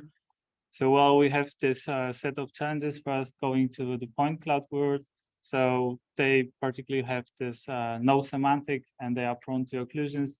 So you can imagine a tree standing in front of such a building, then we cannot really acquire what's behind it. But also we have simply no translucent or transparent objects. And this is one of the critical parts. So simply when we cast a ray or when we have a ray from a laser, it just penetrates the window. That's why we cannot capture it in a point cloud. We have no points there. And also it's incomplete. As you may see in this image, we don't know what's behind the building. We know only what is visible from the street perspective. So again, an incompleteness thing. But then you may ask, okay, why not to just use images instead of point clouds? Then maybe we get around of this issue of non-translucent transparent objects. Well, then we have a 2D geometry, and then we perceive the world just in 2D. So we maybe then exclude this challenge of transparent objects such as windows, still incompleteness, and then we also cannot really have this extruded, intruded objects on the facade. So as you also hear in the previous presentations, we may think of such an approach as a fusion of these two together. Then maybe we also again tackle some of these challenges. But then another challenges occur, such as heterogeneous representation, different uncertainties here, so different accuracies down to the sensor that we use, and incompleteness still persists. And that's why we actually came up with the idea to introduce the scan to LOD3. So where we really use this geometric prior of LOD2 buildings. So we actually want to use this widely available data sets and to also really mitigate this issue of incompleteness of data. And then we also can combine the physical ray building. So we can actually analyze where the missing elements of the facade are. And also we can infer semantics. And just without further ado, I will just tell you what's behind this maybe first block of our method. So the so-called visibility analysis. And here we actually do the classical ray casting that you may be familiar with. So we have a position of SI, meaning our sensor position, and we have PI, our hit point. Everything that's in between we mark as empty because we just traverse the empty space. When there is a hit point, we mark this as occupied. Everything unknown to the sensor is simply unknown. But then to this analysis, we add exactly our model. So we add our primitive from LOD2 primitive, and then we can actually derive two more states, meaning confirmed and conflicted. Confirmed then when the geometry is confirmed by the sensor, so when the hit point is on the surface, and conflicted when the ray penetrates or goes through a building model. And we actually base it on the probabilistic manner, so it's just in the probabilistic reasoning. And also thanks to that, we can actually create a so-called probability map. And we project it exactly to the geometric primitive, as you may see in this image. So running this analysis, we get in the end of the day a texture on a primitive with assessed probability of existence. And then you will ask why only like stopping maybe on this conflicts, because okay, we understand that there are some holes, there are some missing parts of facade, but still we don't understand the meaning of these objects there. So that's why we can also run the semantic segmentation here on the facade, and these are exactly these two blocks that we have here. And in this case, we use the point transformers, a bit modified actually, for point clouds, and for images we use Mascar CNN. And both of these outputs we project again to the face of a building. What's important here is that we retain the probabilities that goes out of the network. So we still quantify the uncertainty here. We don't lose it, we don't destroy it in a way, but we still have it here. Having these three maps, now we can actually join them, right? Because we now have it under the same modality, under the same textual image. And for that, we use the Bayesian networks because they actually can use exactly this probability states from the input. So we have the so-called soft evidence here. And the target probability map is computed by the conditional probability table, meaning that we have some weights to certain events. So you can think of it as, okay, we favor a situation when there is a conflict, and at the same time we have a window there. So that meaning there is a high chance that there is a window. And having this probability map at the very end, this target probability map, we can also extract very easily now the segments with a similar probabilities, high probabilities of a certain event. And we can fit here 3D models into exactly these segments on the face of a building. So we have like a predefined library of models, windows, doors, etc., like CAD models, and then we can fit them into exactly into the places of extracted objects or extracted segments here. And this brings me exactly to the results part. So just some kind of recap or a highlight of our results is that basically we have like 86% for all openings on our data set. But then we do better in terms of the laser observed openings, because we favor the situation when the laser is there and really signifies this conflict. And also thanks to this fusion of these three data sets, we have a rather false alarm rate. Then for the segmentation itself, we do fairly well, but the very important feature of our method is that we can even reconstruct this half-closed windows or half-closed openings, as you can see in this image. Basically, previous methods fail here because because we use this fusion. Actually, we can also mitigate this issue and reconstruct the full windows. However, a bit maybe overestimating them. And in terms of the reconstruction itself, we compared it to the well-established mesh-based reconstruction, so Poisson in this case. And here we also have we report better results in terms of RMSE. And also we enforce water tightness, which is extremely important for multiple applications also. And again, we have this uncertainty score, which we actually retain throughout the whole method. So starting from the very beginning of raycasting, we have this uncertainty quantified till the very end. And so each of the 3D model in the end has exactly also the score of probability of existence, you can say. And this brings me to the final part, so to the conclusion.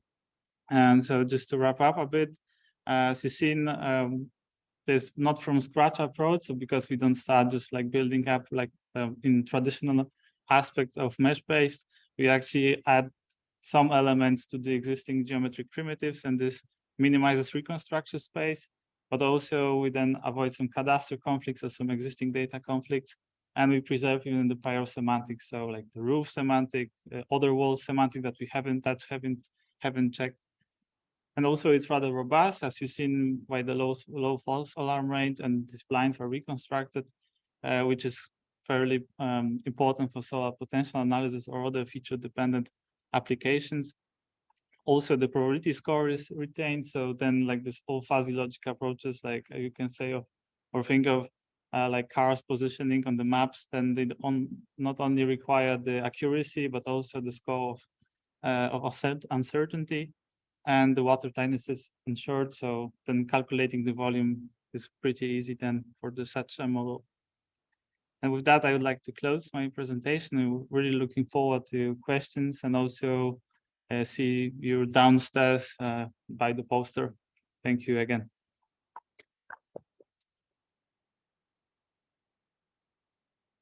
Questions from the room? Yes.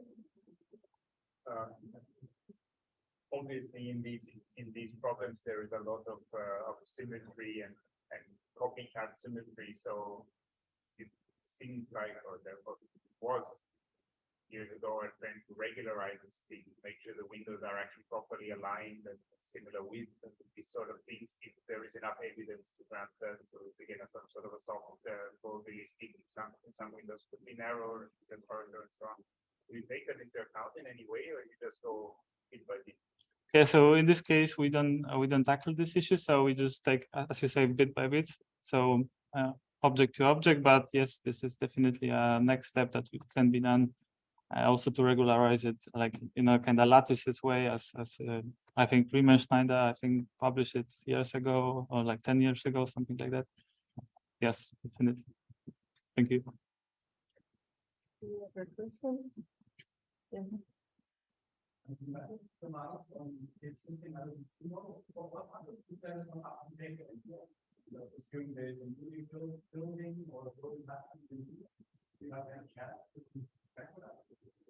Yeah, so in terms of this raycasting, so as you've seen, we have the conflict space or conflict texture. So in case we have 100% of conflict, so let's say the whole facade is marked as a highly probable conflict, we can just reject such a building, meaning something is totally wrong. But yes, of course, the updates also, like the update rate of buildings has an impact, I would say. But then we can also think of different methods like polyfit, for instance, that reconstructs the LOD2 buildings out of the data.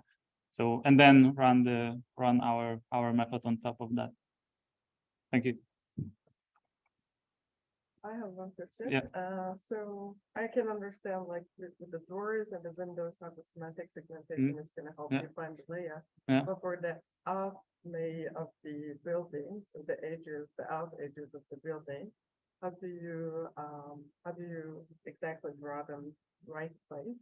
So as Conrad mentioned, maybe regularization here is important because otherwise you can cut into the building, or guess the width of the building that you have only seen its facade from the front side. How do you do that? So you Like, mean I've seen you complete the building even from the side that we don't see it, right? So you sort of estimate the width, for example, and you place the edges at the right right location. How does that happen? It's not part of your semantic segmentation, right? No, so we rely on this geometric priors from LOD2. So that's how we know what's the width of the building. So you really just rely on the LOD2. Yes. So this again, so this exactly helps us like in this situation that we can see on maybe one side and the second side, we can maybe now infer what's the width or what's depth of this building, but it's again hard even here. That's why we actually take into account this LOD2 prior, or even LOD1 also will do. But generally any prior that gives us at least the bounding box, let's say, of or kind of shape, 3D shape of the building. Yeah. Another question, maybe, how do you deal with the occlusions caused by vegetation? Like if some branches of trees are in front and there is really a gap not caused by the window, but by the glass nature of the window, but by other objects in front of the building. So everything that's in front would be then kind of unknown. So this is the state that we They have no probability in front. we have here. Maybe it's not in this image exactly visible, but generally whether there is something in front, it would be just then unknown or projected as unknown to the face of a building. But I can tell that now we also work on the next step of this method also to actually tackle exactly this issue of when something is in front of the building, because sometimes we can have like balconies and other stuff that can be also reconstructed. Thank you. Any other questions from the room? Thank you so much, Ola. Thank you.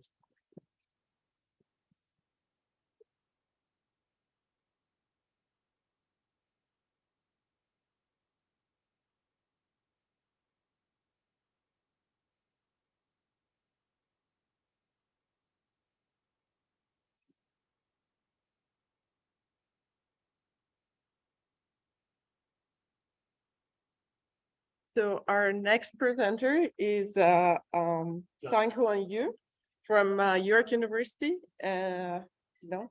Right. Okay, Yeah. so one of the co-authors Yeah, right. of Sang-Hwan Yu from York University, who's presenting on 3D point cloud semantic segmentation.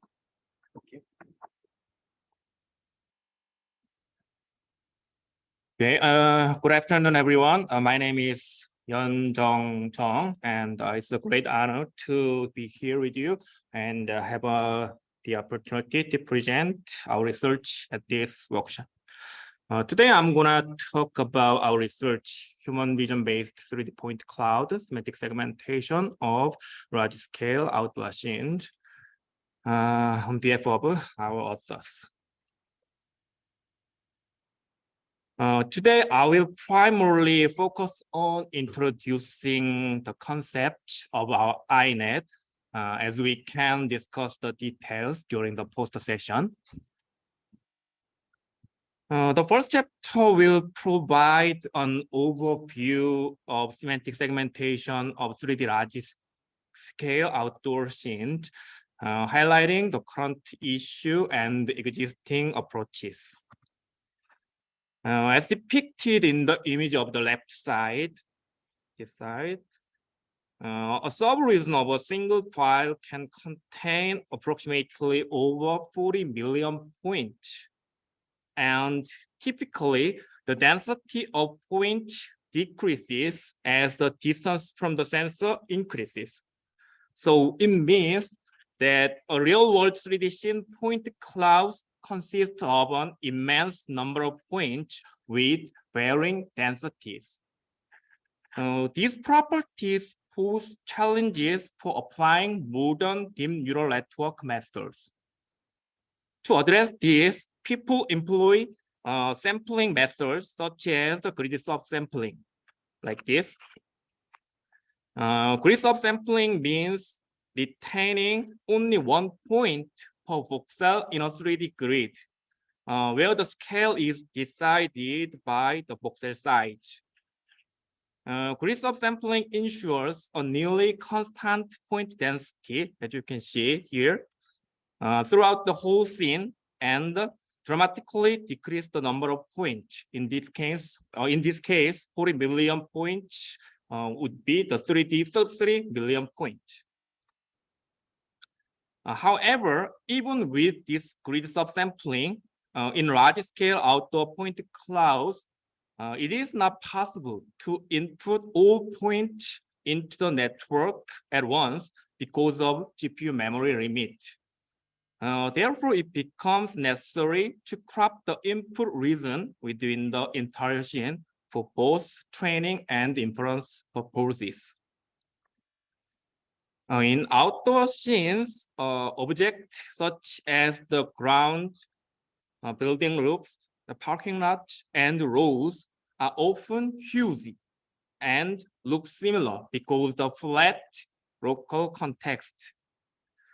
This similarity hinders distinction of those objects each other, since most modern deep learning methods rely on only local context to generate feature for prediction. Hence, in large-scale point clouds, global context becomes more and more crucial. In order to capture global context, the practical approaches have been employed by expanding the input size.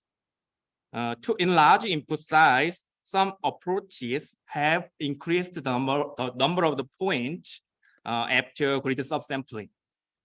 But these approaches are limited by the GPU limit.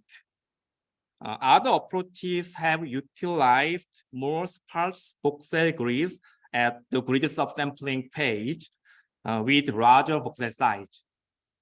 However, these approaches sacrifice much more points, which could be important for differentiating the small or tiny subjects, such as the bikes or rails. Now, we will introduce our novel approach for effectively obtaining more global context with local context. Our network incorporates input from central region. You can see the gray, the circle, actually the sphere, and the peripheral region, the blue, the sphere. For input batch, first we select N points, which are 15 gray points and 5 red points to make central region.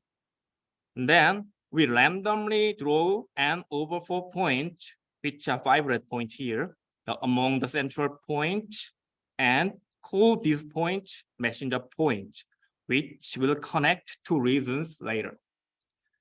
Lastly, we randomly sample 3n over 4 points, which are 15 blue points from the sphere between R and 2R of radius and call them peripheral points. We intend the number of the points at both regions to be same number. Here is 20. Our suggested human vision-based INET enlarge the receptive field of the peripheral region compared to the central region when we use the K nearest neighbor-based module at the encoder phase. This concept allows a point to learn its features from variable-sized receptive field, which can be small in the dense central region and large in the sparse peripheral region, or both when the point is selected as a messenger point due to the use of the random cropping in the beginning of both training and inference phase. By this idea, we got the similar or better results with nearly 60% fewer points than the baseline render array.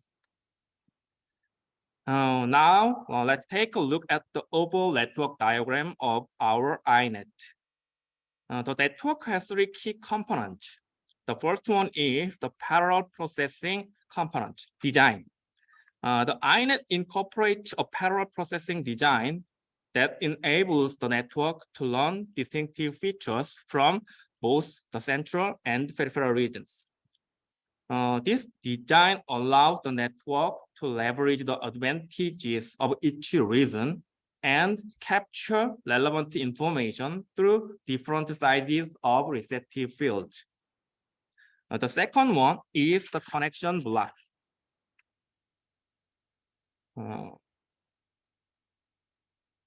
INET utilizes connection blocks that facilitate communication between the parallel streams.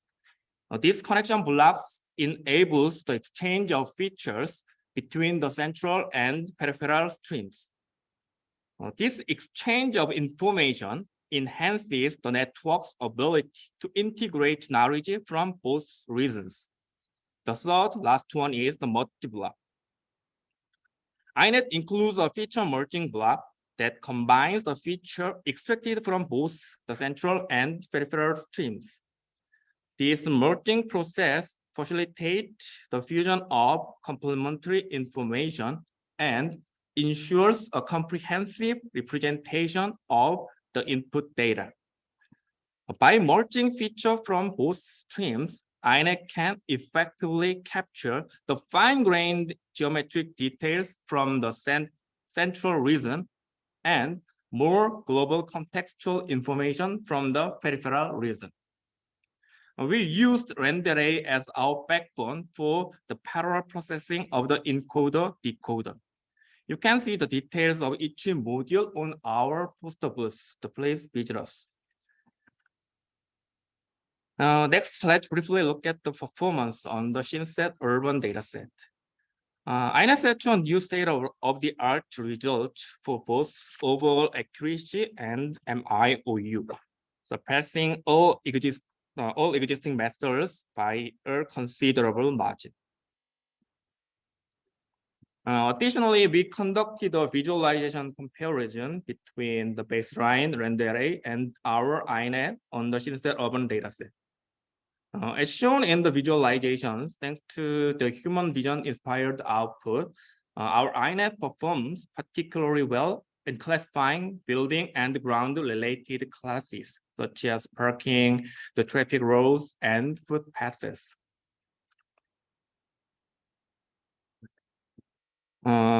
We showed the possibility of human vision systems on semantic segmentation of large-scale 3D scene. Our experiment shows that our network is more memory efficient, the faster, and more accurate than the baseline render array. However, we didn't investigate the architecture of each suggested module much more in this paper. So through the further research, we could find more sophisticated architecture for human vision system on 3D semantic segmentation, we think. Okay, that brings us to the end of my presentation. Thank you for your attention. Thank you. Would you please keep question intruded and leave it to the poster session? You will be there to answer Yeah, right. any questions. So we'll right through to our next presenter, Abhishek Maiti. Online. Online? Okay, sorry. Online from University of Chengde, and he will present on multimodal fusion network.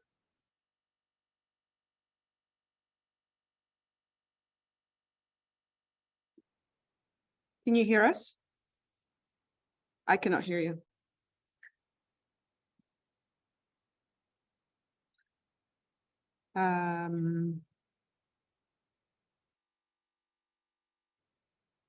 I still cannot hear. Right. And can anyone in the room hear Abhishek, or it's only me? David or Gunnar, can you hear the speaker? Just to understand the problem is if the problem is on our side or his side. No, I can't hear. Okay, so it's not our problem. Thanks, David.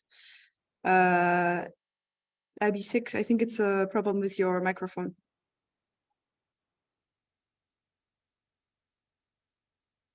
Maybe we can move on to the next speaker while you figure out your problem with the microphone.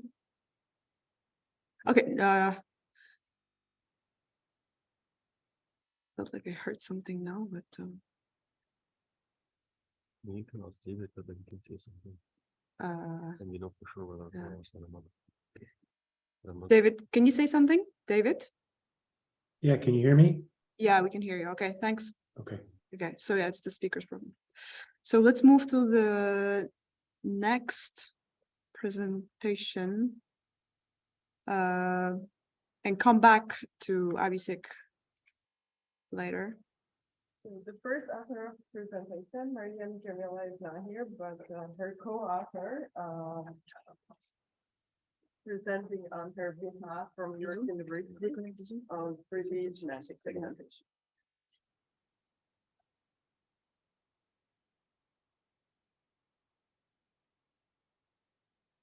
Good evening, everyone. My name is Sung-Hwan Yu, so the previous presentation's first author. I'm from York University, and the first author, Miriam Jamila, is currently at the another conference, so I'll be presenting Fusion soon at spatial layout consistency for 3D semantic segmentations.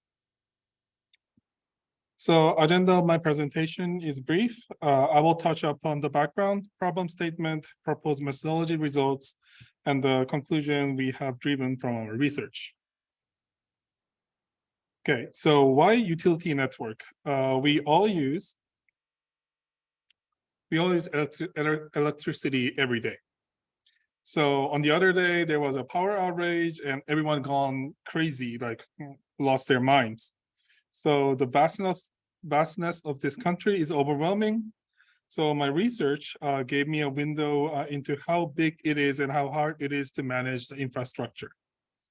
There are multiple challenges other than the size of the infrastructure itself, such as trying to get into power lines, earthquakes, floods and storms, and component malfunctions. So there's a huge demand for predictive maintenance system, and our research is one of the first steps toward the bigger objective.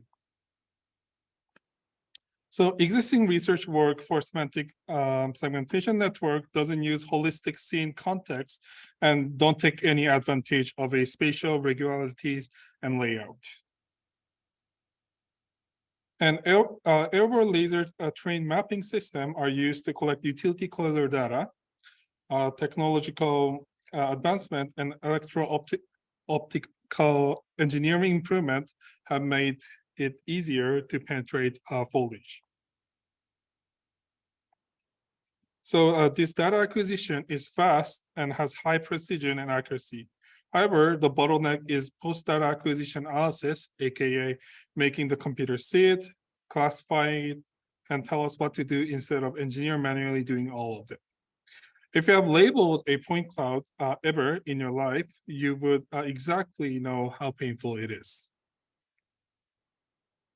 So how to solve this problem? Our major motivation is spatial cognition, which as humans look at scenes holistically and then recognize the object in the scene. We have seen it being done in road classification and train track classification. It is easier to label cars on the road if I find roads, and easier to label signs if I find train tracks. So we started looking at literatures and found a correlation between spatial consistency. A collider region will always have power line, pylon, and low vegetation, while non-collider zone, which are 3 to 7 meters away, can have high vegetation. So if we can find these parent regions, we can easily find object classes. So we decide to feed our network 2 different representations, 2D bird's-eye view projection of 3D point cloud and 3D voxels, which have child classes. And we consider the regional label, coarse and child labels as fine.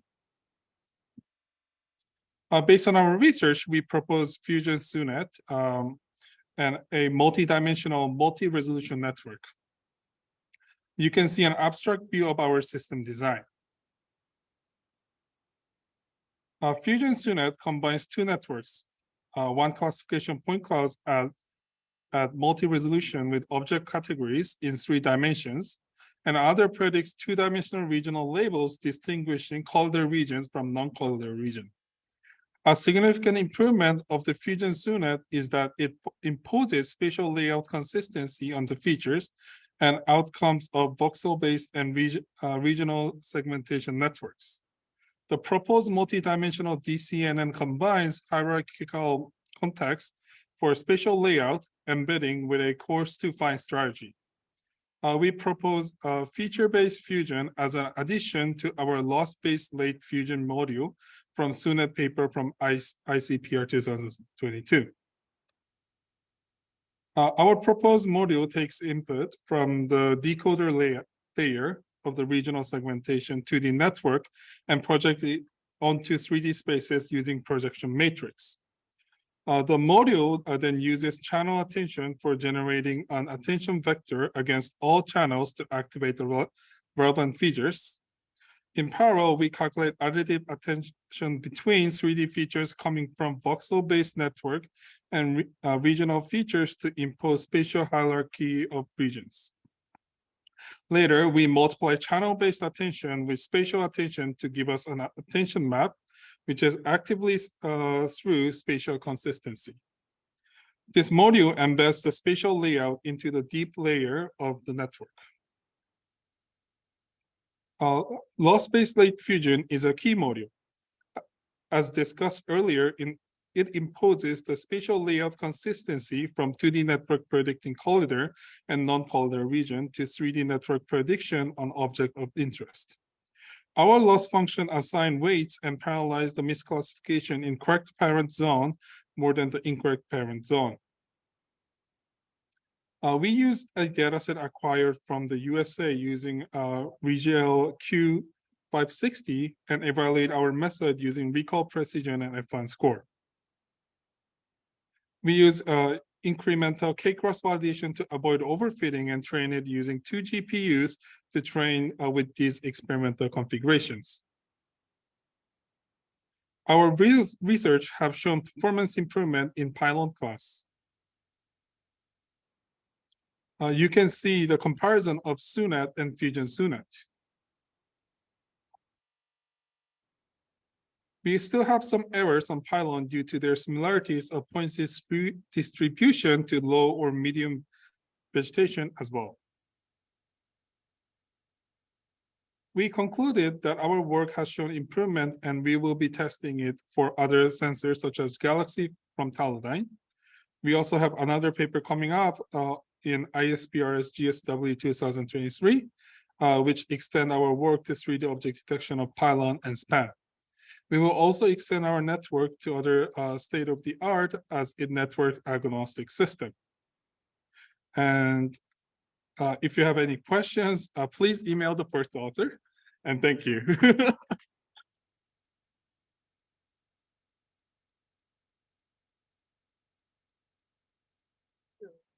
Same thing, Franklin will be in the Poster. poster session to answer questions on behalf of Mary. Well, let's try again with the Abhishek, are you here with us? We now can hear, I can hear you. Yeah, perfect. We hear you now, so go ahead. You can share your screen. Yeah. My screen is visible, right? Yeah, it's all good. Thank you. So I am Abhishek. I am a PhD student at University of Toronto. Today I will be presenting my recent work, which is transfusion. It's a multimodal fusion network for 2D semantic segmentation. So first I will start with some of the common joint representation of the point cloud and the image. So generally, these are like some of the few popular representations. So one of the approaches is just draping the images over 3D point cloud and have a color point cloud. Other two approaches are one of them is generating voxels out of point cloud and then fusing images with them. And the last one is, I think, most popular one, which is basically converting the point cloud into a 2D representation, either depth map or in geoinformation we call it DSM, and then stack them with images and then perform subsequent operations. So in if we closely look at all three common representations here, like all of these have some sort of drawbacks. For example, in case of colored point clouds, if some area or region is missing from the point cloud, for example, typically it happens with the water bodies where, like due to the infrared absorption of the water, like we do not like have a much point on the water surfaces. So in those regions, like we basically discard the part of the images, textures from the images. In voxel, we aggregate basically the points inside each voxel. And in case of DSM, we lose the structural information. We basically lose a lot of structural information which is present in the 3D point cloud. So like our objective is to like kind of bypass all these issues with these joint with those joint representations. So and we also want to reduce pre-processing required. For example, if we want to generate DSM, for example, like we need a pre-processing step to generate DSM. And also, like we expect that if we directly fuse point cloud with the images, then we probably see some benefits compared to just segmenting the images with stacking DSMs. So with that way, we like kind of structure our network here. Here you can see two distinct branch. The top branch is the point cloud branch, and the bottom one is the basically a Epsian image branch, which basically takes the images and performs dense prediction. And in the point cloud branch, it's a transformer-based point cloud branch. So it starts with a cross attention layer, and subsequently there are some self attention and cross attention again, and then finally we fuse the features from both of these branches, and through a very lightweight prediction head, we get the dense predictions, final dense prediction. So for here we just show some of the details of the basically the model I just described. So the important part is the like feature fusion part, where we fuse the features from the point cloud branch and the image branch. So for fusing this, we use this strategy shown in the equation here. So we take the image features and the softmax of the point cloud features, and we add them with in the reverse. So basically, point cloud features multiplied with the softmax of the image features.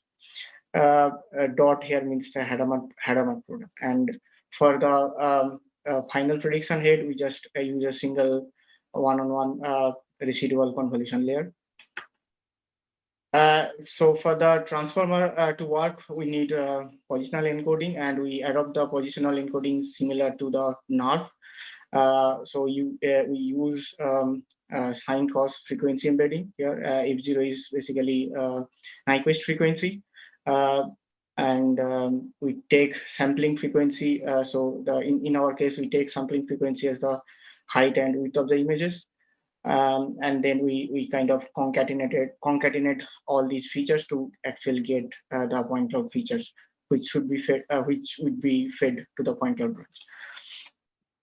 So for the baseline, we just use the base FCN FCN branch, but that in that case, like that FCN will be trained on images along with stacked DSM. But in our case, we won't be using the DSM, so that our image branch will be trained only on the image, and the point cloud will be separately fed into the point cloud branch.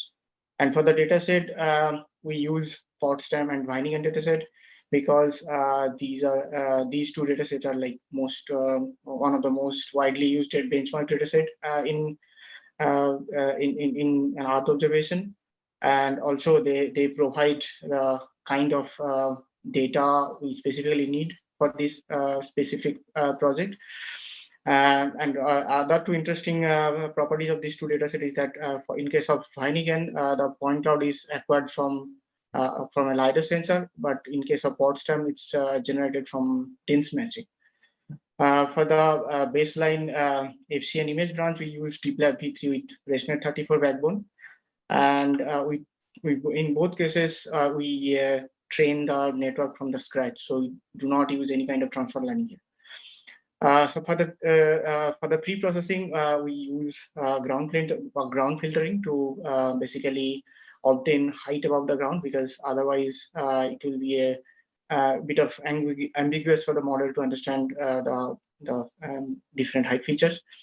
And there are some details regarding positional encoding as well. So we need to normalize all the dimensions, so XYZ dimension between -1 to +1 normal range, and then we apply the basically positional encoding I just discussed earlier. So I also discussed that we use the height and width of the images sampling frequency. For the along the Z direction, we use maximum height as sampling frequency.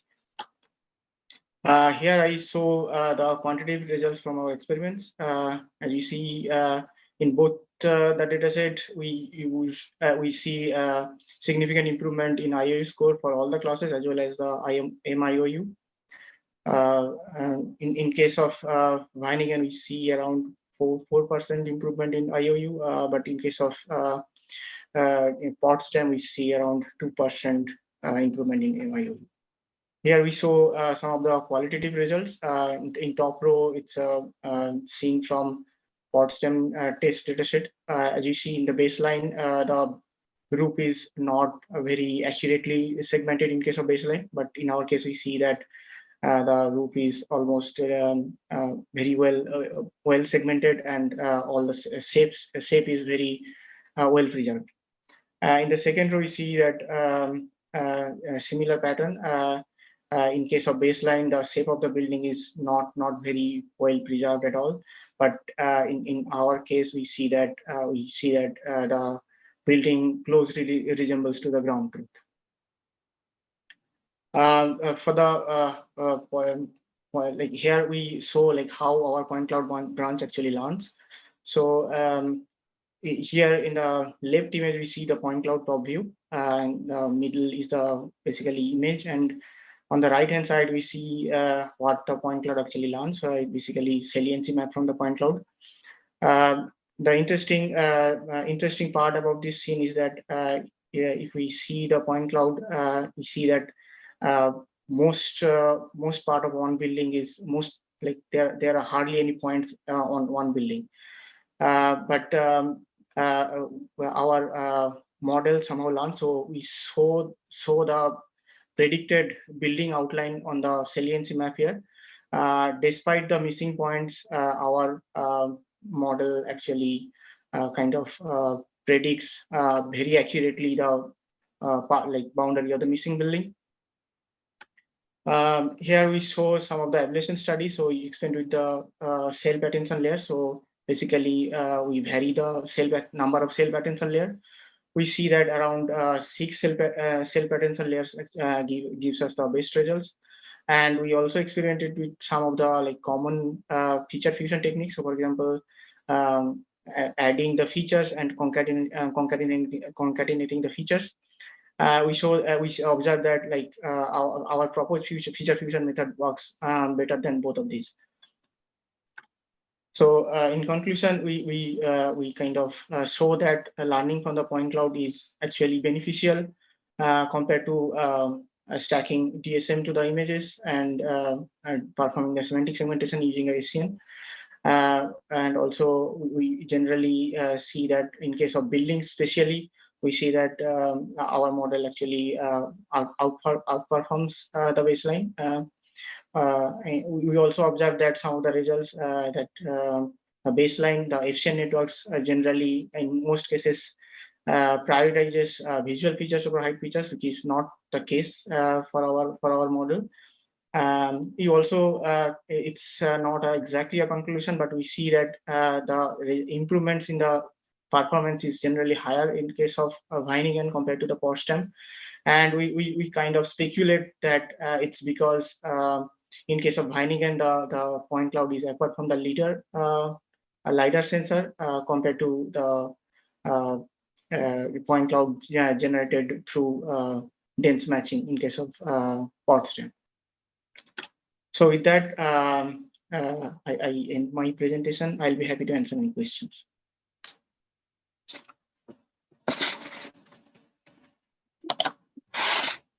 We will have time to take one or two questions if there are any questions from the room. I can't I can barely hear. We're just asking the audience if they have any questions. Okay.